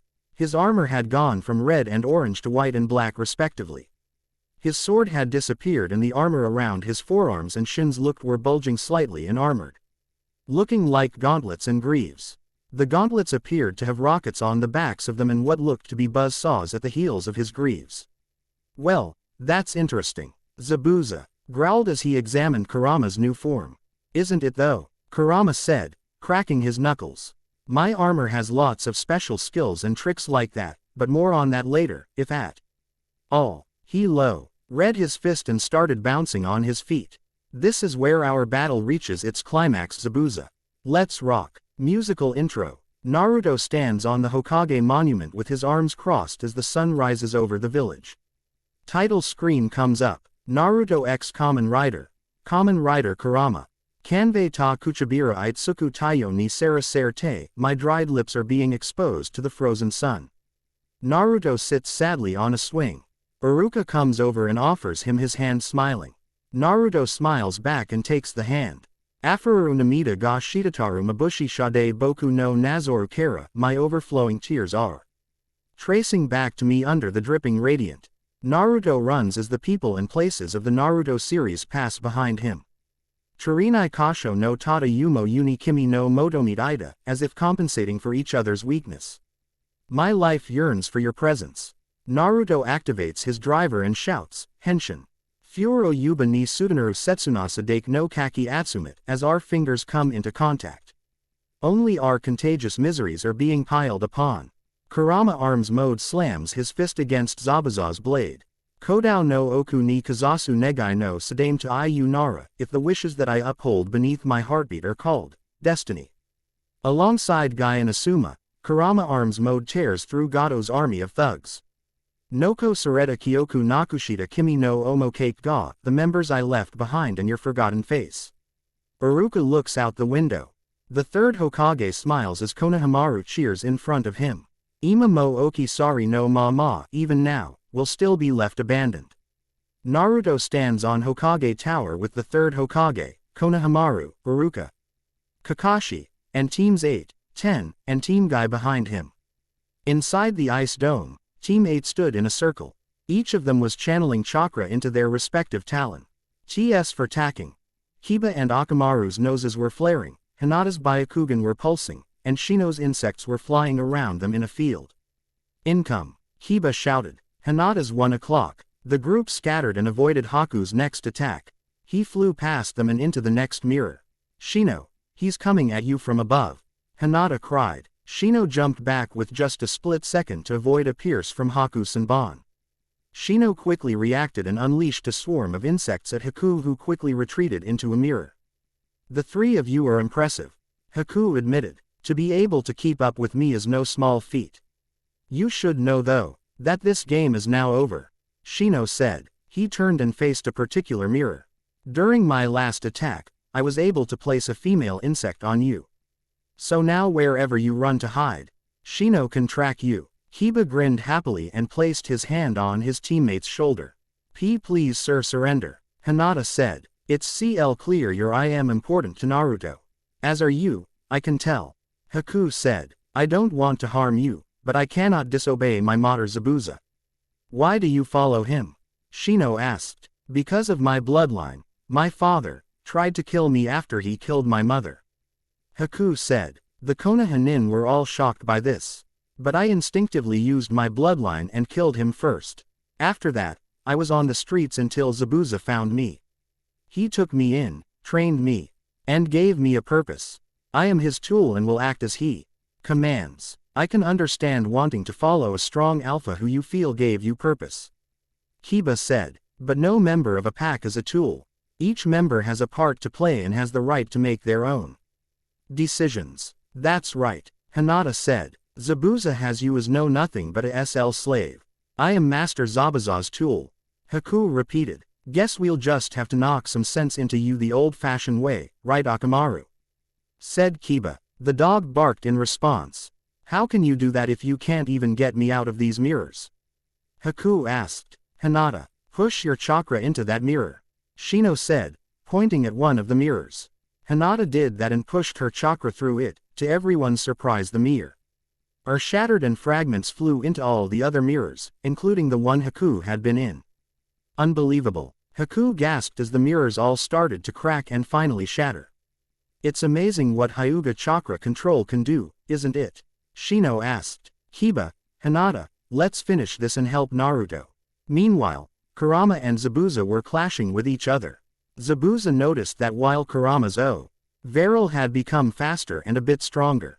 The only major difference was that the form he was in now seemed to be geared more towards taijutsu as opposed to his regular form's kenjutsu. Kurama start D by throwing a 1-2 punch which Zabuza blocked.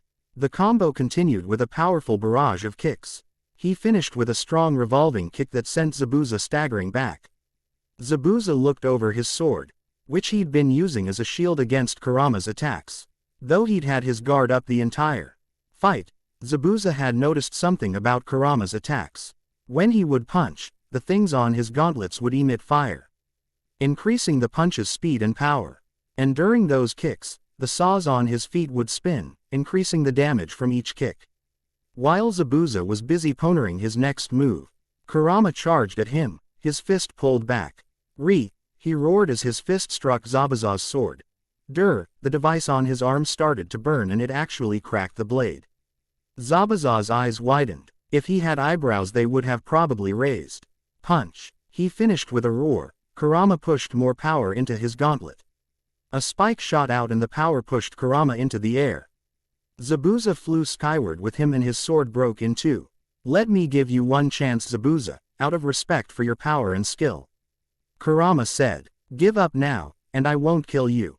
Panting, Zabuza reached down and picked up the half of his sword that still had its handle. Sorry kid, but I'm going to go down fighting before I just quit. He said. Team 8 charged at Haku. Kiba and Akamaru got there first. Let's go Akamaru, the Inuzuka declared. The pair quickly preformed their beast mimicry, beast clone jutsus. One of the Kibas nailed Haku with an uppercut while the other followed up with a second spinning slash, sending the ice user flying into the air. Hinata leapt into the air to follow him and bombarded him with an assault of Juken strokes before blasting him to the ground. Eat this, Shino said, raising his hand. A funnel of insects rose up around Haku. You have to keep an ace up your sleeve. The funnel completely enclosed Haku, who could feel his chakra being sucked away.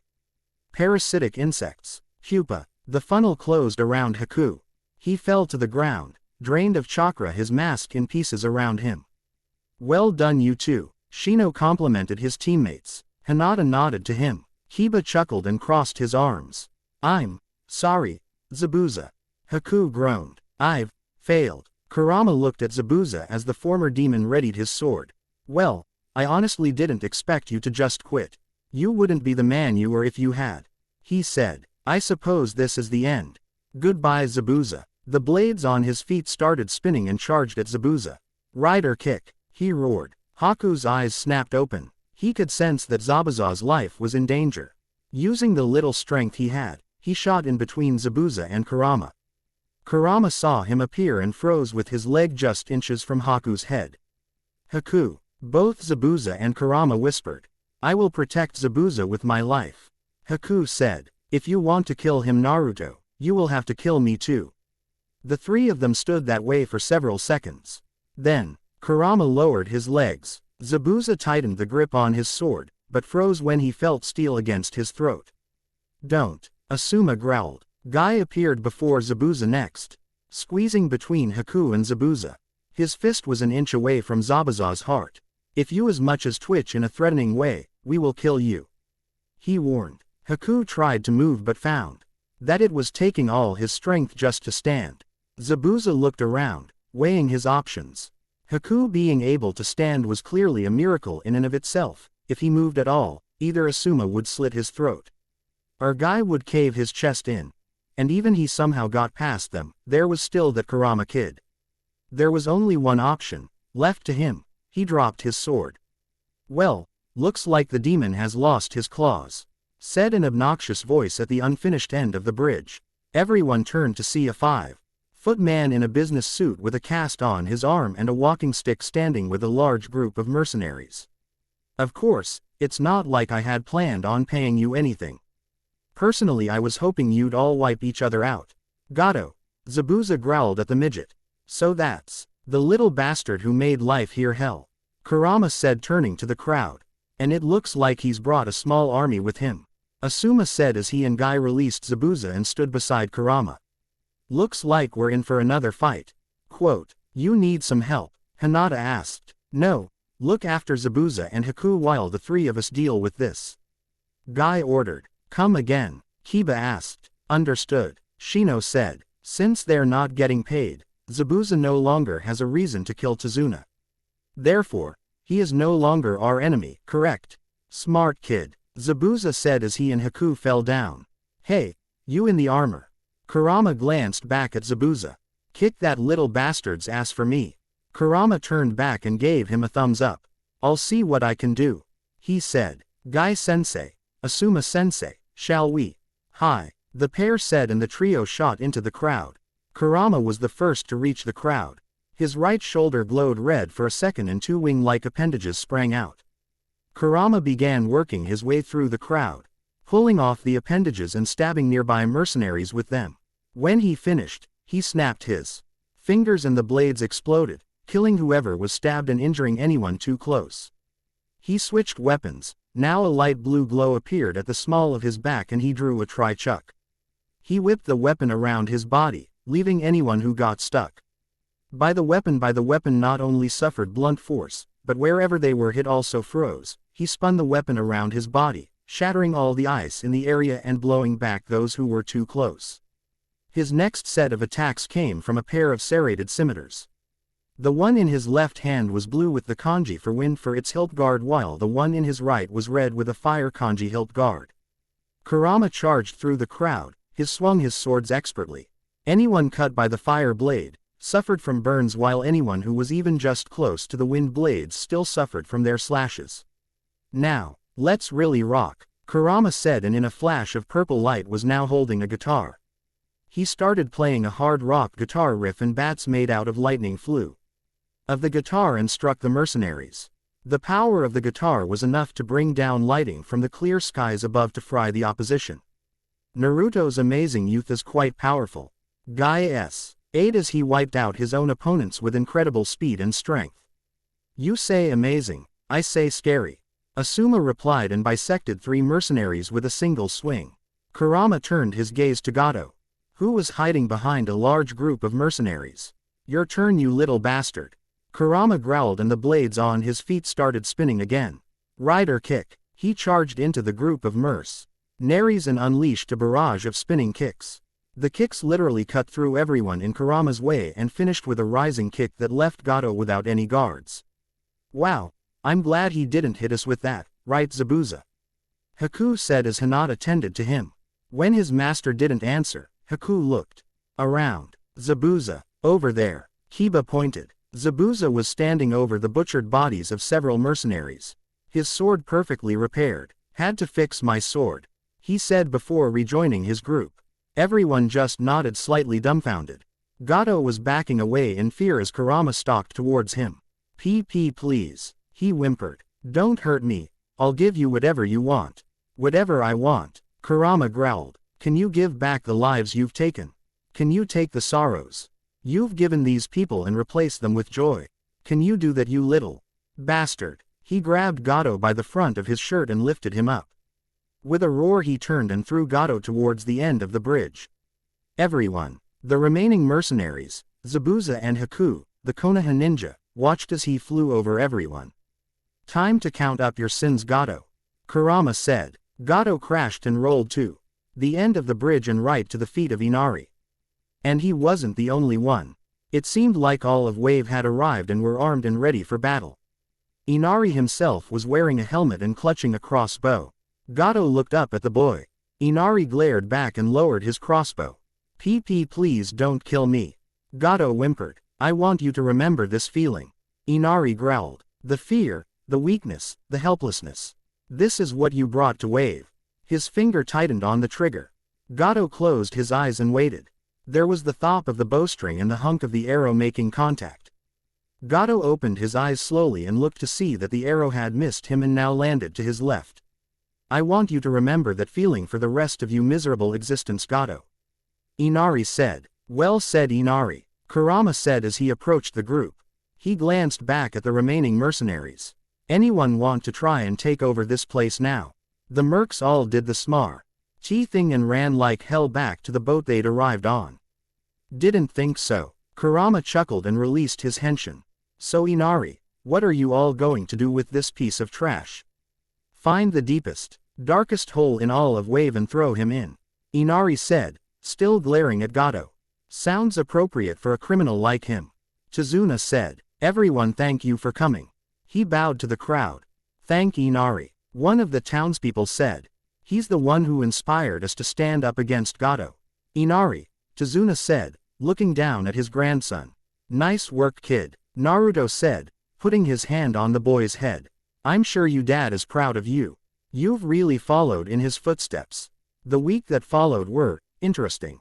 For starters, Zabuza had taken it upon himself to become the guardian demon of Wave, so that he could make sure that someone like Gato never caused trouble for the land again. Haku meanwhile, after a long talk with Zabuza, who he was now calling his father, was going to be going with the Konoha ninja back home to become an official ninja. There had been some suspicion to this, but it was eventually agreed upon. And Haku wasn't the only one going back with them to Konoha. After much pleading, Inari had convinced both his mother and Naruto to let him go to Konoha as Naruto's next student. Since there was no longer the threat of Gato hanging over their heads, all of Tazuna's workers returned to completing the bridge. Between them and the Konoha ninja, who all used the bridge building as a form of training in things like strength and chakra control, and even a little jutsu training. When the bridge was finished, the entire town had a party that lasted long into the night. The only disturbance was when Lee accidentally drank a little drop of sake. Though he was loopy, Lee got the fight from Kurama that he'd been wanting. They nearly destroyed a couple of buildings during their fight, but it eventually came to a draw. Before long it came time for them all to go home. Everyone had everything packed up to leave and Naruto had summoned a four-tailed demon fox named Yongo for Inari to ride back to Konoha. You sure you won't come with us? Haku asked Zabuza. Nah, this place needs a guardian, Zabuza said. Even if it is a guardian demon. We're lucky to have you Zabuza. Tsunami said, taking Zabuza's hand. Haku gave her a knowing smirk as he started to turn red. Haku, would you mind looking after Inari in the village? I know Naruto will be there, but an extra set of eyes wouldn't hurt. Sure, I don't mind looking after my soon-to-be little brother. Haku said with a smile. Inari, be as careful as you can. Tsunami said to her son. Train hard with Naruto and become a strong and proper ninja. I will mom, Inari said, hugging his mother. You're okay, training my grandson and all? Tazuna asked Naruto. To be honest, I won't be training him for a while and I already have another student back in Konoha, BU. I think they'll get along okay and I'll make sure he gets the best teacher at the academy. Thank you, Tazuna said and shook Naruto's hand. For everything. No problem old-timer, just make sure you pay Konoha what you owe when you're able. Naruto said, so what are you going to call this bridge anyway? I was thinking the Bridge of Heroes. Tazuna said. What do you think? Sounds good, Naruto said, and so with some tears and many cheers, the Konoha ninja took off for home. Without having to move at civilian pace, the group quickly made it to Konoha just as the sun was beginning to set. Kakashi led the group to the Hokage Tower where everyone gave the report. The Hokage nodded as everyone told their story, his pipe in his hand. I see, thank you all, and we're sure that Tazuna will make good on the payments. Sarutobi asked. He will, Naruto said. I figure we give him a month before going and getting the rest of the pay. It was rather reckless, going from a C rank mission to an A rank. Even if you did request backup. The Hokage scolded. That's on me old man. Naruto said. I was the one who convinced everyone to keep on with the mission. The old man smoked on his pipe a bit more before nodding. Since everything went okay, I'll let it slide this time. He said. Now, who are these two? He gestured to Inari and Haku. I am Haku Momochi, the adoptive son of Zabuza Momochi. Haku explained. I was hoping to join Konoha's ranks. I possess some medical knowledge as well as the ice jutsu bloodline. The Hokage stroked his chin. Have you ever been a part of any ninja village? He asked. No sir, Haku said. Then you shall be put on a probationary period, as Kakashi's student and Naruto's partner. The Hokage declared. Naruto and Haku looked at each other and smiled. And who is the boy? My name is Inari, Lord Hokage, sir. Inari said. I want to become a ninja and someday train under Naruto-sensei. He bowed to Sarutobi, another student Naruto. The Hokage said with a smile. Very well, I will see to it that you are enrolled in the Ninja Academy in the same class as your future teammate. And now I think it's time we all called it a night. Everyone bowed and left the room. Everyone except Naruto. Something I can help you with, Naruto. It's just that I told Haku and Inari that they could live with me, and my apartment is too small, so, Naruto trailed off. You think it's time you inherited your parents' house? Sarutobi finished. Yeah, Naruto nodded. Personally I think that this has been a long time coming. The Hokage said, and approached the picture of the fourth Hokage. He pulled the picture back to reveal a safe. Naruto, please wipe your blood on this. Naruto nodded and did as the Hokage requested.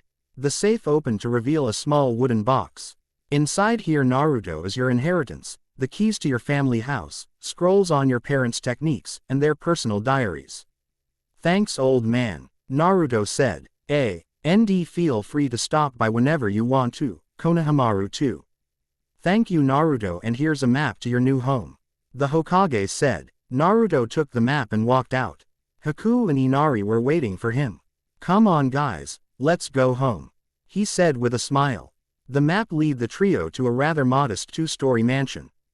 It was a 5-bedroom, 2.5 baths with a large yard, kitchen, a study, and a training room. All Naruto could think was that it was good to be home. Commercial break. Learning of a retired pirate's plot, the Straw Hat Pirates prepare to fight a secret war for the village's defense. But during that time, Naruto's inner demon finds its way to temporary freedom. And later, while looking for a cook for the ship, the Straw Hats find a floating restraint and with it, trouble. The Pirate, E-King and the Keizukokage, the Black Cat Pirates. End commercial. The next day, Naruto awoke in his new home and went down to make breakfast, but found that Haku was already doing that.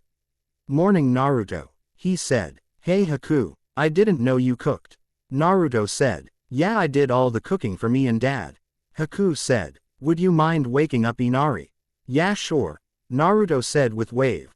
He went into the room that Inari had picked out and shook him awake. Inari smacked his hand away and rolled over. Naruto got a wicked grin on his face and went through a few hand seals. Water style. Water gun jutsu, he said and spat a blob of water at Inari, making him scramble awake. Morning sunshine, he said with a smirk. I hate you right now. Inari groaned. Naruto just smiled. Just get dressed, Naruto said. Haku's making breakfast and then I'm gonna take you to the Ninja Academy. He left Inari alone and went back to the kitchen where Haku was setting the table. You know, growing up, I always wanted siblings, he said offhandedly, and now in one night, I've got an older one and a younger one. I'm guessing I'm the big brother. Haku smirked. Yeah, Naruto smiled. So what are you doing today? I'm gonna take care of some paperwork that'll make me an official ninja of Konoha. Haku said. What about you? Well, I heard that the senseis were all giving us all the day off today after such a crazy mission. Naruto said. So I'm gonna help out Lee with his wardrobe, feel free to join us by the way. He ducked under a senbon thrown by Haku. And then I've got a date with the girls. Tonight. All 3 of them? Haku asked. Yeah, I'm just that amazing, Naruto said with a smile. After that, Inari came down and the group ate in silence. When they were done and dressed, they all left to handle their separate errands. Naruto and Inari walked side by side as Naruto led Inari to the Ninja Academy. As they made their way there, many people looked at them and muttered to each other. Just ignore them, Inari, Naruto said. They're just ignorant fools. Inari nodded and together they entered the academy. Naruto-sensei, Konohamaru shouted and jumped at his future teacher. Naruto caught the boy and set him down. Hey Konohamaru, been training hard? Naruto said. Konohamaru nodded and then he noticed Inari. Hey sensei, who's the guy in the bucket hat? Konohamaru asked. Naruto smiled and squatted down to the boy's level. Konohamaru. This is my other student, Inari. Naruto introduced. Konohamaru smiled and stuck his hand out. Nice to meet you, partner. He said. Partner. Inari said. Sure, Naruto's our teacher, and until we get a third, it's just us. Konohamaru explained. So, for now, we're partners. Inari nodded and smiled back, shaking Konohamaru's hand. Hello, Naruto, Iruka said, coming up behind the group. Hey, Iruka-sensei, Naruto said. Inari, this is your teacher, Iruka Yumino, the best teacher in this academy. Well, I wouldn't say the best, Iruka said, rubbing the back of his head. Their reunion was cut short as an Anbu appeared before the group. Naruto Uzumaki is being summoned to a council meeting, he said. Naruto groaned. Iruka-sensei, I leave my students in your more than capable hands, Naruto said, before turning back to the Anbu. Let's get this over with. The Anbu nodded and touched Naruto's shoulder before they disappeared in a swirl of wind and leaves. With Haku, Haku made his way to the Hokage's office and knocked on the door. Come in, the Hokage called. Haku entered the office. Ah, hello Haku, the Hokage said. If I could get you to sign these forms. He slid some papers to Haku. The ice user looked them over before signing his name next to the spots. All right, now we just need a picture for our records. But before the Hokage could send Haku to get his picture taken, there was a knock at the door. Enter, the Hokage called. His secretary poked her head into the room. I'm sorry to disturb you, Lord Hokage, but the council has called a meeting, she said. The Hokage groaned. What about? He asked. Something about Naruto's new living arrangements and something involving Haku, she said. Very well, the Hokage said. Haku, please follow me. The old fire shadow led Haku down to his least favorite room in the Hokage Tower, the council meeting chambers. When they reached the doors, there was a swirl of wind and leaves. From that whirl appeared Naruto and an Anbu. The Anbu bowed to the Hokage, who nodded in return, before disappearing in another swirl. Hey Haku, old man, Naruto said, his hands in his pockets. So you got called to this thing too? Looks like, Haku said. Well, just a heads up, trust the Shinobi Council to have your back and don't believe a thing the civilians say. Naruto warned. Those old farts just want to try to increase their own power and wealth. Thanks for the warning, Haku said. Together, the three of them entered the meeting hall. As the Hokage made his way to his seat, Naruto pointed out each of the clan heads, as well as Azulong on the civilian council. He also pointed out Danzo, Kaharu, and Homura as civilians to be wary of. All right, let's get this over with, Hiruzen said. Why was this meeting called? Lord Hokage, I have received word that boy, Danzo growled, pointing at Naruto, has taken up residence in our fourth Hokage's previous house. Yeah, what's your point? Naruto asked. You will respect your betters, boy, said a fat civilian. My betters. Naruto laughed. There are only a handful of people in Is room who are my betters, you fat sack of shit, and they're ninja. He then turned to Danzo. And what do you care if I moved in there? Worried you haven't stolen all of the treasures it possesses? Danzo showed no reaction to Naruto's jab, but the grip on his walking stick tightened. I merely think that such trash should not be permitted into the home of Konoha's greatest hero, Danzo said calmly. Naruto sent a look up to the Hokage and nodded. The Hokage, understanding, nodded in return. So why shouldn't I be allowed to move into my parents' house? Naruto asked. This caused a whole new uproar amongst the council. Most the civilian side. Enough, the Hokage roared. Lord Hokage, you cannot let this brat be allowed to move into the fourth's house nor let him call himself his son. A civilian roared. But he is Minato's son, Inoichi Yamanaka said. Kami rest his and Kushina's souls. Kushina, screeched an older woman with pale pink hair. That red-haired tramp. In a flash, Naruto was in the woman's face and had a kunai poised at her throat. Insult my mother again, he said in a low growl. And it will be the last. He emphasized his point by pressing the blade harder against her throat and leaving a thin line of blood. Thing you ever do in this lifetime. Naruto, stand down, the Hokage said. With a final glare, Naruto retracted his kunai and returned to his place beside Haku. Inoichi is correct. Naruto is the son of the fourth Hokage. My own late wife helped to bring him into the world. It's about time you let the cat out of the bag, said Sume Inuzuka. I am surprised you're using that phrase, Lady Inuzuka, Naruto said with a smirk. I'm guessing you all knew about my heritage. Of course, said Shikaku Nara lazily. All 6 of us had worked with your mom or dad at least once in our ninja careers. You look just like them. Act like your mom too, he added with a smirk. And from what I've heard from, you're just as tactically skilled as your father, Choza Akamichi added. Naruto couldn't help but smile at this. He felt honored to be compared to his parents. This is ludicrous, Kaharu shouted. What proof do we have that this is really the fourth son? You mean besides the looks, the attitude, the words of all 6 ninja clan heads and the Hokage himself? Naruto asked, counting off with his fingers. Look, I don't care, you assholes accept me as my parents' son. I am who I am. So it's simple. He released some killing intent as he glared at the civilians. Get on board or get out of my way. Many of the civilian council got nervous and kept quiet. Even the former ninja on the council didn't want to piss Naruto off for fear he'd tap into his demonic power. Well, if that matter is over with, the Hokage said. What is this matter concerning young Haku? Yes, Homura said, regaining his composure. It has come to our attention that young Haku is a fugitive of the Hidden Mist Village. Let me stop you right there, the Hokage said. I have received word from several reliable parties that Haku was never part of the Hidden Mist Village. Well, if he is going to be part of this village, then due to his possession of a bloodline, he will be put under the Clan Restoration Act, Danzo declared. The what? Haku asked. The Clan Restoration Act, or CRA, was a plan implemented during the early days of the village to ensure that powerful bloodlines, such as yours Haku, would not become extinct.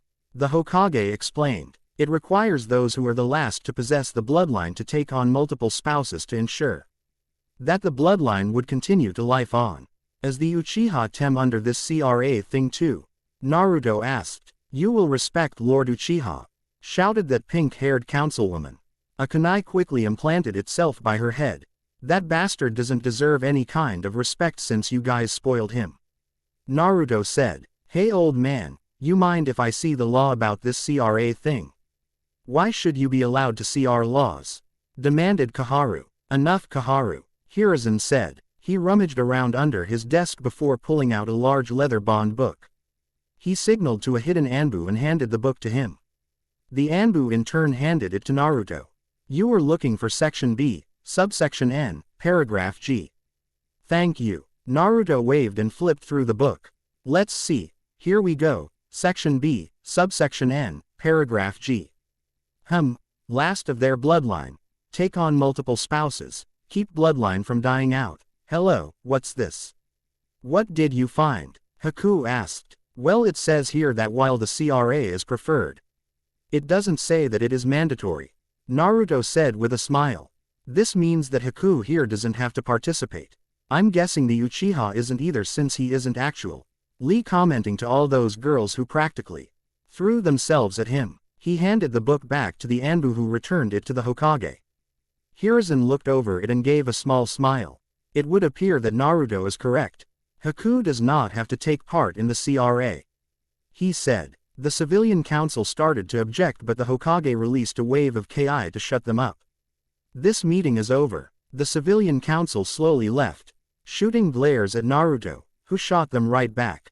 Thanks for getting me out of that, Naruto, Haku said. I just didn't want those assholes getting their way and trying to set you with their daughters. I bet that pink-haired bitch was Sakura's mom, Naruto said. But you don't want the whole multiple wives thing. Unlike you, my friend, I would prefer to be a one-woman man. Haku smirked. Let me just say on record that the dating those 3 was their idea, not mine, Naruto said quickly. He glanced around and saw Inoichi, Azulong and Hiyashi Hyuga walking towards him. And here come their fathers and grandfather, he said and glanced over to see Haku had disappeared.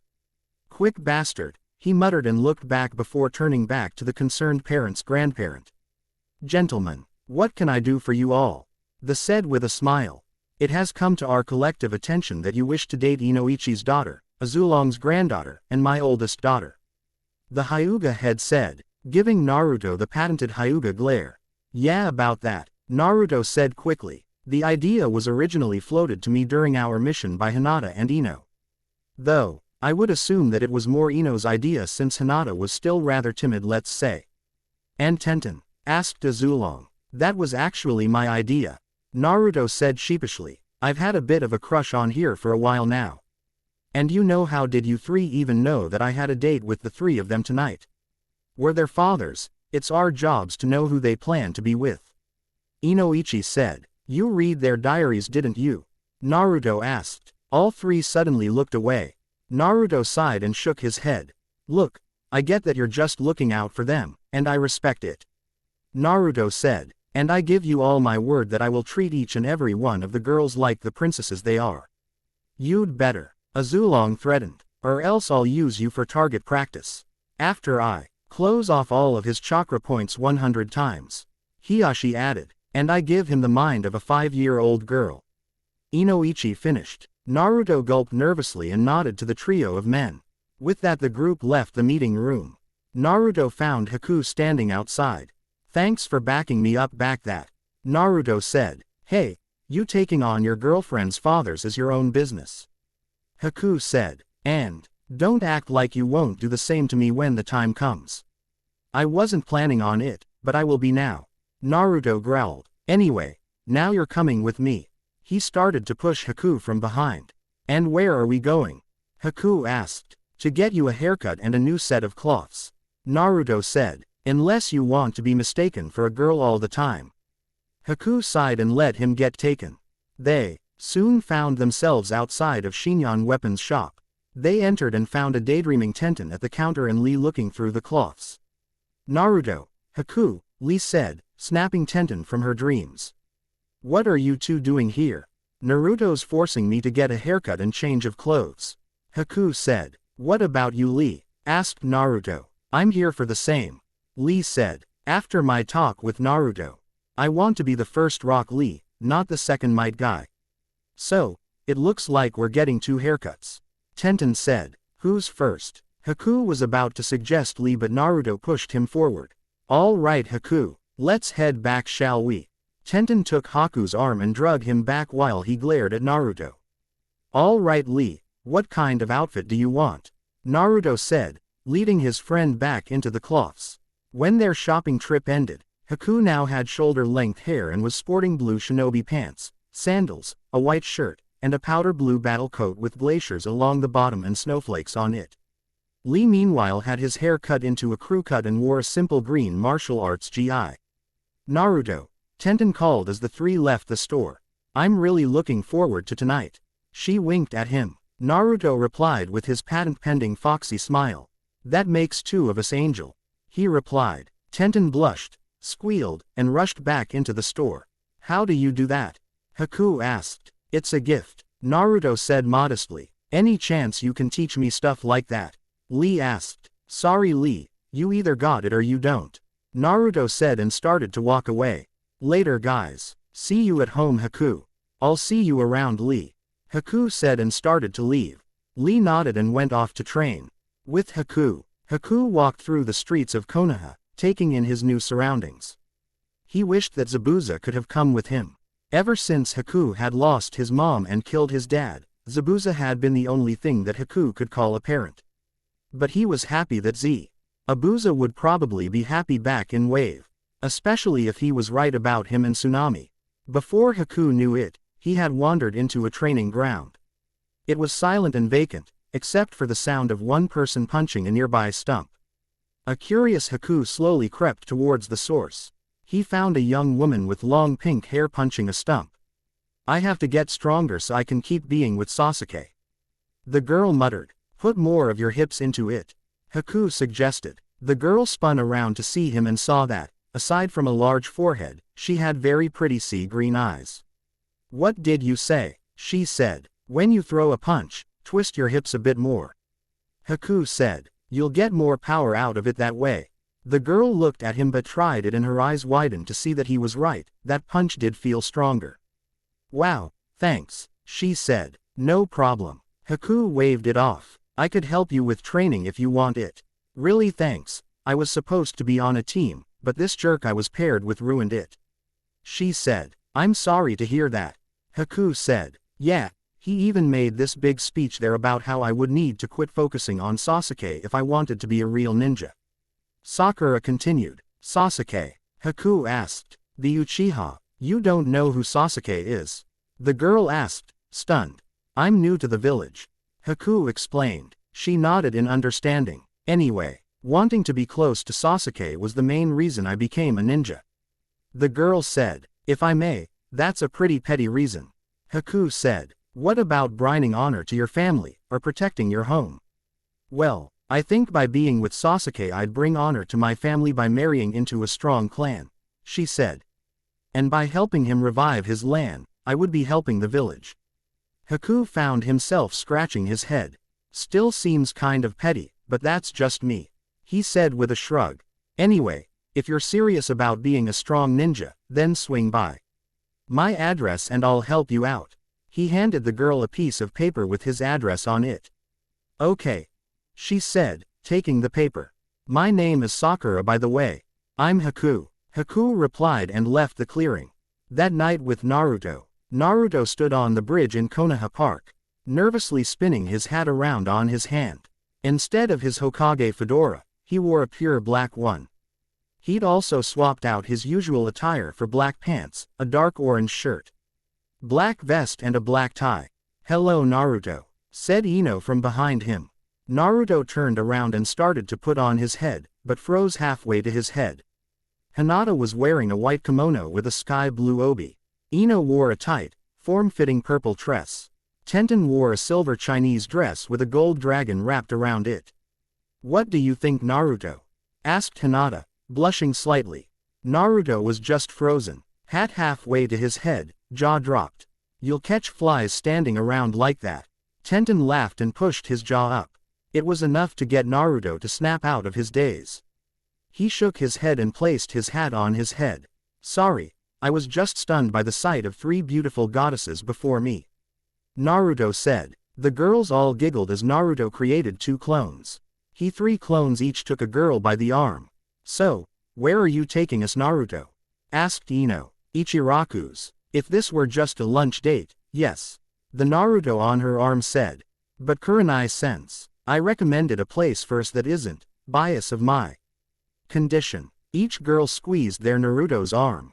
They eventually found themselves in front of a humble little restraint called Couscousier.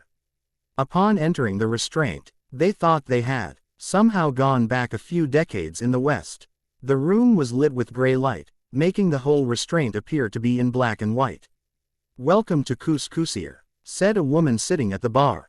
She was wearing a pinstripe, 2-piece suit and wore a black fedora. Hi, Naruto said, his clones dispelling. Are you Chiyoko Shiraishi? And if I am, the woman asked. Kurenai Yuri recommended this place. Naruto said. Oh, you're friends of Kurenai. Chiyoko said, her tough, hard-boiled demeanor changing into a cheerful and bubbly one. I think I remember her saying that she recommended us to someone. Oh yes, Naruto Uzumaki, party of 4. That's us ma'am, Naruto said. Please, call me Chiyoko. Chiyoko said with a smile.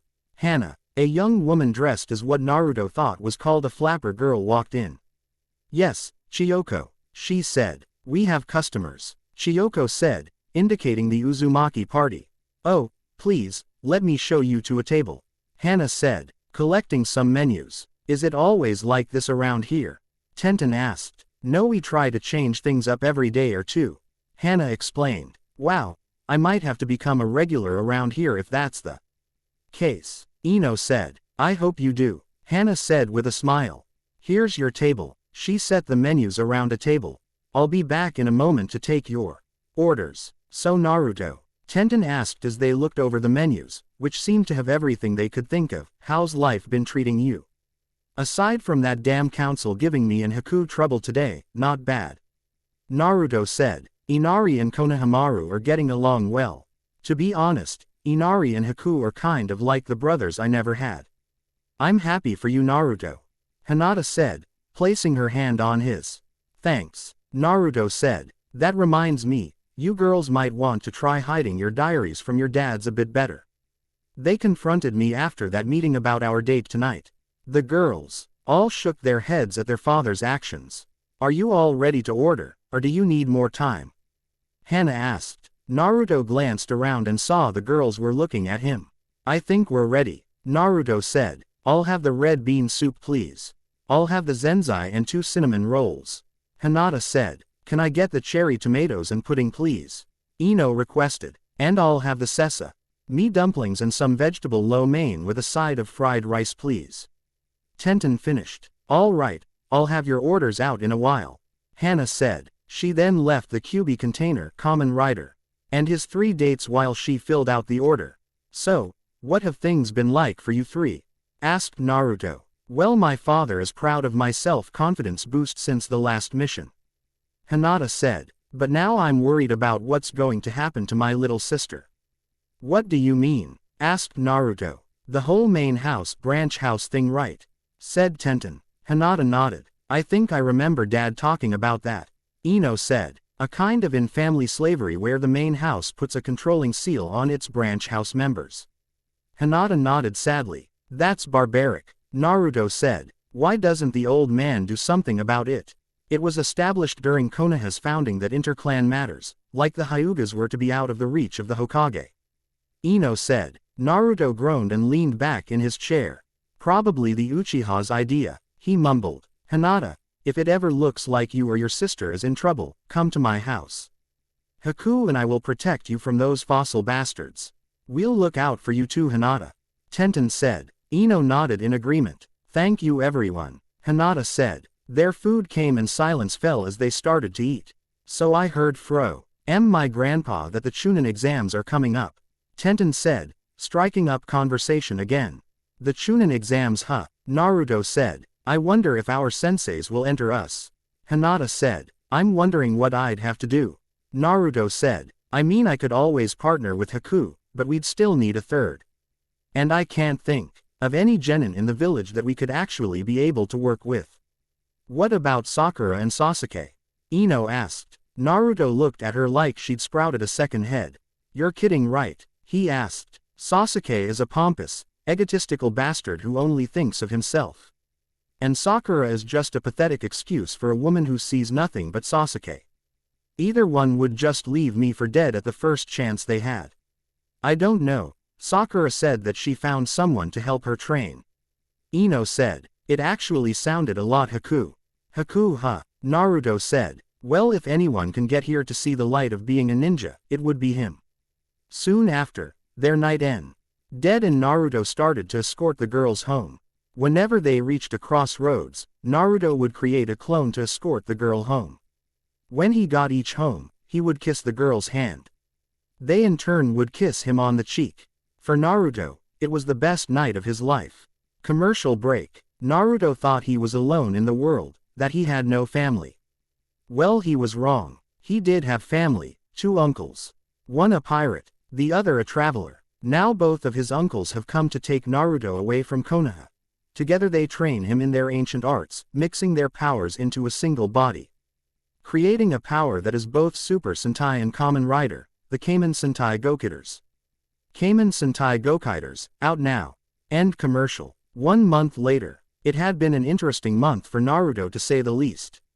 Haku was now his assigned partner and the pair had been training and going on C and D rank missions with Kakashi. When they were free, Naruto would train Konohamaru and Inari. Or at least he would train their bodies. Haku was better at helping them with their schoolwork. The Hokage would stop by often as well and help the boys out. Speaking of students, Haku had taken Sakura under his wing, so to speak. She had been surprised to find Naruto opening the door to the address Haku had given her. After explaining the situation, Sakura began her training under Haku.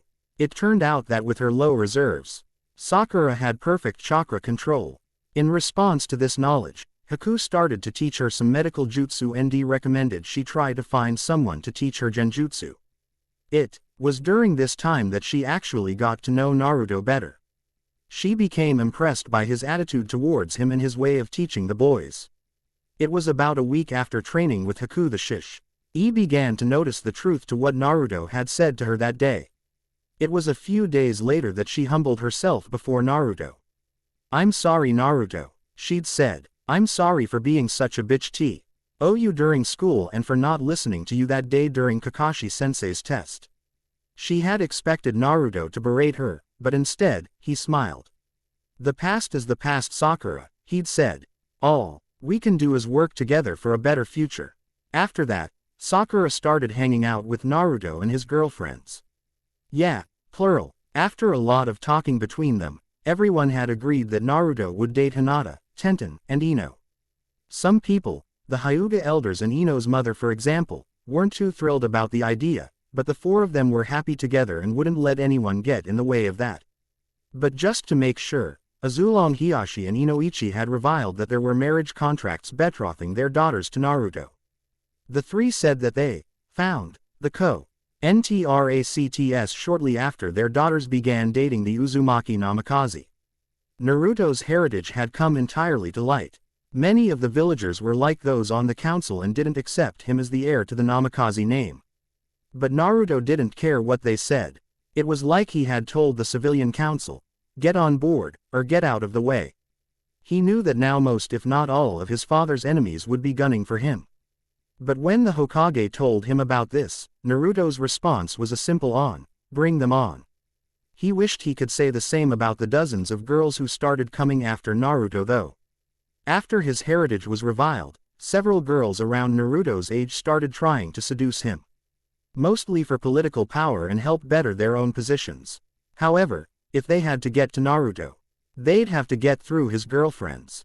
Let's just say after the first week, the girls all started to leave him alone. And so the month passed and Naruto found himself in the Hokage's office side by side with Haku. Kakashi stood behind the Hokage's desk. "Naruto, Haku," the Hokage addressed, "I have called you here because the Chunin exams are approaching." "Yeah, I heard about that," Naruto said. "You think Haku and I are ready for it?" "I do," Kakashi said. "But the exams are made to be done in teams of 3. So we can't enter unless we have a third teammate," Haku surmised. "Correct," the Hokage said. "Can you think of a third person to join your team?" Naruto and Haku looked at one another. "We could ask her," Haku said. "You think she's ready?" asked Naruto. "She's come a long way in the past month," Haku said. "It's up to her if she thinks she's ready." "Then let's ask her," Naruto said. "Excuse me," Kakashi said. "But who is her?" "Lord Hokage, could you please summon Sakura Haruno here?" Haku said. The Hokage nodded while Kakashi went wide-eyed. "Are you sure that's wise?" he asked. "She's not the same girl you failed 2 months ago, Kakashi-sensei," Naruto said. "With Haku, she's actually become a pretty competent ninja." "Thank you Naruto," Sakura said as she entered the room. That was fast, Naruto thought, since they'd just called for her. Naruto took the sight of the girl in. She'd cut her hair so that it was now hung down to her shoulders. She had also traded her dress for a dark pink tank top and a black skirt along with shinobi sandals. When she'd taken an interest in healing and genjutsu, she started working at the Konoha hospital in Naruto and introduced her to Kurenai-sensei, who was able to help her with the basics of genjutsu. "You summoned me, Lord Hokage," Sakura said, bowing to the village leader. "Actually, these two summoned you," the Hokage explained, gesturing to Naruto and Haku. "You see, Sakura, Kakashi-sensei believes that Naruto and I are ready for the Chunin exams," Haku explained. "But in order for us to take it, we need a third member to our team. What we're asking is, do you think you're ready to become a Chunin, Sakura?" Naruto said. Sakura held her chin and lowered her head in thought. Everyone in the room was silent as the Pinkett contemplated her decision. Finally she sighed. "I'm sorry Haku, Naruto, but I just don't think I'm ready for something like the Chunin exams," Sakura said. Haku smiled and placed his hand on her shoulder. "It's okay Sakura, you don't have to if you don't want to," he said. Sakura looked at him before she looked at Naruto. He just smiled at her and nodded. "It's okay Sakura, Haku and I could just wait a little longer before becoming Chunin," Naruto said. "Actually, there is one other person who can be your third member," the Hokage said. "Who could?" Naruto started before his eyes widened in realization. "Oh no, not him," I am afraid so, Kakashi said. You know how they get when it comes to him. What are you all talking about? Haku asked. The door to the Hokage's office opened and in walked Sasuke Uchiha, a smug smirk and an air of arrogance around him. Haku Momochi, Sasuke Uchiha. Naruto introduced. Ah, the Uchiha, Haku said. You're right, Naruto. I can tell just by looking at him he's a smug bastard. You should show me more respect. Sasuke said. Let's see, who here actually became a ninja, and who just became on by whining, moaning, and bitching to a bunch of power-abusing old bastards. Haku said. Sasuke grit his teeth and tightened his fist. Please try something, Naruto said, narrowing his eyes. Enough, the Hokage said. For the Chunin exam the three of you will work as a team. Kakashi said. Please don't kill each other beforehand. I promise nothing, Naruto said as he and Haku walked out, passing the Uchiha. Sakura followed them shortly after. I'm a little surprised you didn't turn into a squealing mess when you saw Sasuke Sakura. Naruto said. Training with Haku for this past month, it's made me see what a real ninja can be like. Sakura said. And Sasuke, well, he just doesn't really seem like a good kind of ninja. Haku, you are definitely a good influence if you can get Sakura to start thinking like a ninja. Naruto said a smile. Now we just have to get through the Chunin exam without getting killed by Sasuke, or killing him. At least until we don't need him anymore. And when that time comes? Sakura asked. Kick his ass preferably, kill him if necessary. Haku shrugged. But that's only a last resort, right Naruto? Right, Naruto said. I'll see you at home Haku. Naruto left the Hokage tower and started to wander around the village. He turned down an ally and jumped onto the wall. A second later, a very convincing rock wandered into the ally. Nice job guys, Naruto said. The rock flipped over to reveal Konohamaru, Inari, their friends Mogi and Oden, and Hinata's little sister Hanabi. Since Naruto and Hinata had begun dating, he'd gotten close to his girlfriend's little sister. Inari had also found himself smitten with the younger Hyuga. He could often keep his wits about him around her, but would occasionally become a bumbling, stuttering mess. Haha, how did you know we were there? Asked Konohamaru. I saw that rock moving out of the corner of my eye. Naruto explained. This your work Udon? He asked, examining the rock. Yes sir, Udon said. Don't call me sir, Naruto said. Naruto or sensei is fine though. Yes sensei, Udon said. I'm guessing Hanabi used her Byakugan to handle movement. Naruto continued. Hanabi nodded with a proud smile. And what have we here? Naruto pulled out some smoke bombs. The Mogi specials I presume. That's right, Mogi said proudly. Naruto returned the smile. If I could take on 5 students, I would definitely want you guys. You've got the makings of a good infiltration team. Thanks bro, Inari said. I hope we're not interrupting the lesson Naruto-sensei. Ino said as she and Tenten entered the ally. No lesson today ladies, Naruto said. JST congratulating these 5 for their impressive skills. Naruto said. Hey boss, is one of them your girlfriend? Asked Konohamaru. Both, Naruto clarified. I thought you were dating my sister. Hanabi said. He's dating all of us. Tenten clarified as she and Ino kissed Naruto's cheeks. You've got 3 girlfriends? Mogi asked. Naruto noticed that she and Hanabi were looking a little annoyed. Now girls, I care about each of these 3 the same. And the fact that I'm dating them is their idea, Naruto said. And guys, you should not take women for granted. They are princesses that deserve nothing but respect and near worship. Good advice Naruto-sensei, Tenten said, hugging him. I can see why you're dating the blonde girl boss. She's gorgeous, Konohamaru said. And if Hanabi's sister is as pretty as she is, plus I hear she's real sweet. Thank you Konohamaru, Ino said. But what's with the bun-haired girl? He asked. Tenten's eyes twitched. I mean she doesn't have much in the chest and butt. Konohamaru continued. Tenten's fist tightened and her knuckles popped. Konohamaru. 2 things, Naruto said. First, never judge a woman by appearance alone. Second, Tenten is the mistress of all things sharp and pointy, and now that you've incurred her wrath, as your sensei, I order you to run. Konohamaru looked confused until he saw Tenten pull out a large number of kunai. His eyes widened and he took off running.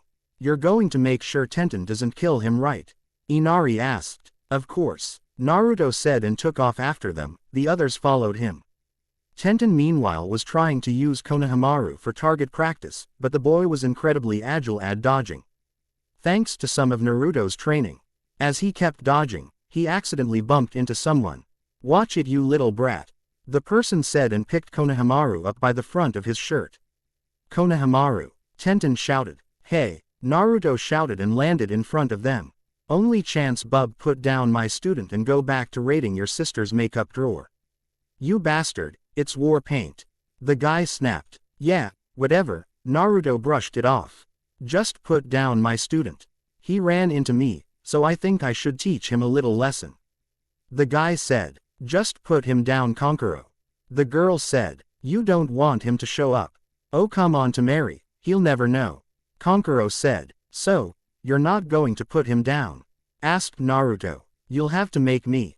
Kankuro said. In a flash, Naruto was on him in an instant and punched him in the face.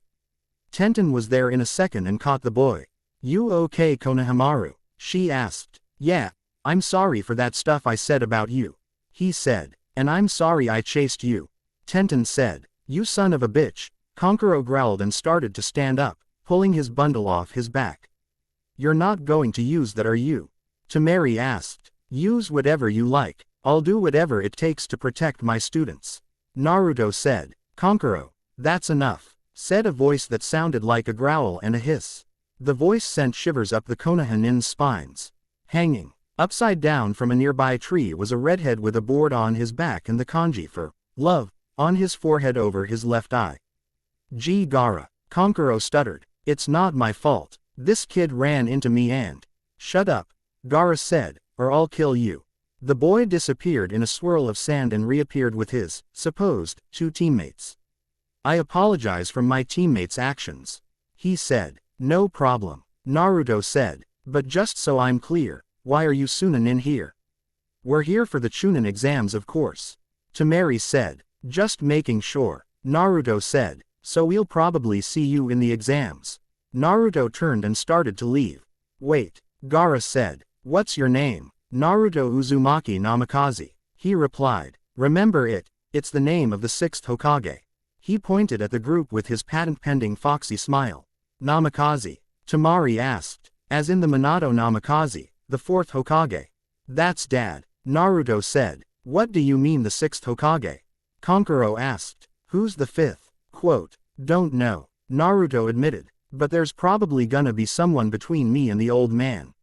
He shrugged it off. Anyway, I'll see you in the exam. He left with his group. There was something off about that guy with the gourd. Ino said. I'm only a beginner with the Yamanaka mental power, but I could tell there's something wrong with that guy. I agree, Naruto said. If you come across him during the exam, be careful. And pass that along to your sister for me, Hanabi. Yes, Naruto-sensei, Hanabi said. The next day, Naruto and Haku made their way to the academy. Sasuke was waiting to them at the door. You're late, he growled. Sorry, this cat crossed our path while we were helping a little old lady take her groceries home. Naruto started. We had to go around it and ended up getting lost on the road of life. Haku finished. Sasuke stared at them strangely as they passed him. When they entered, Naruto and Haku had to laugh to each other.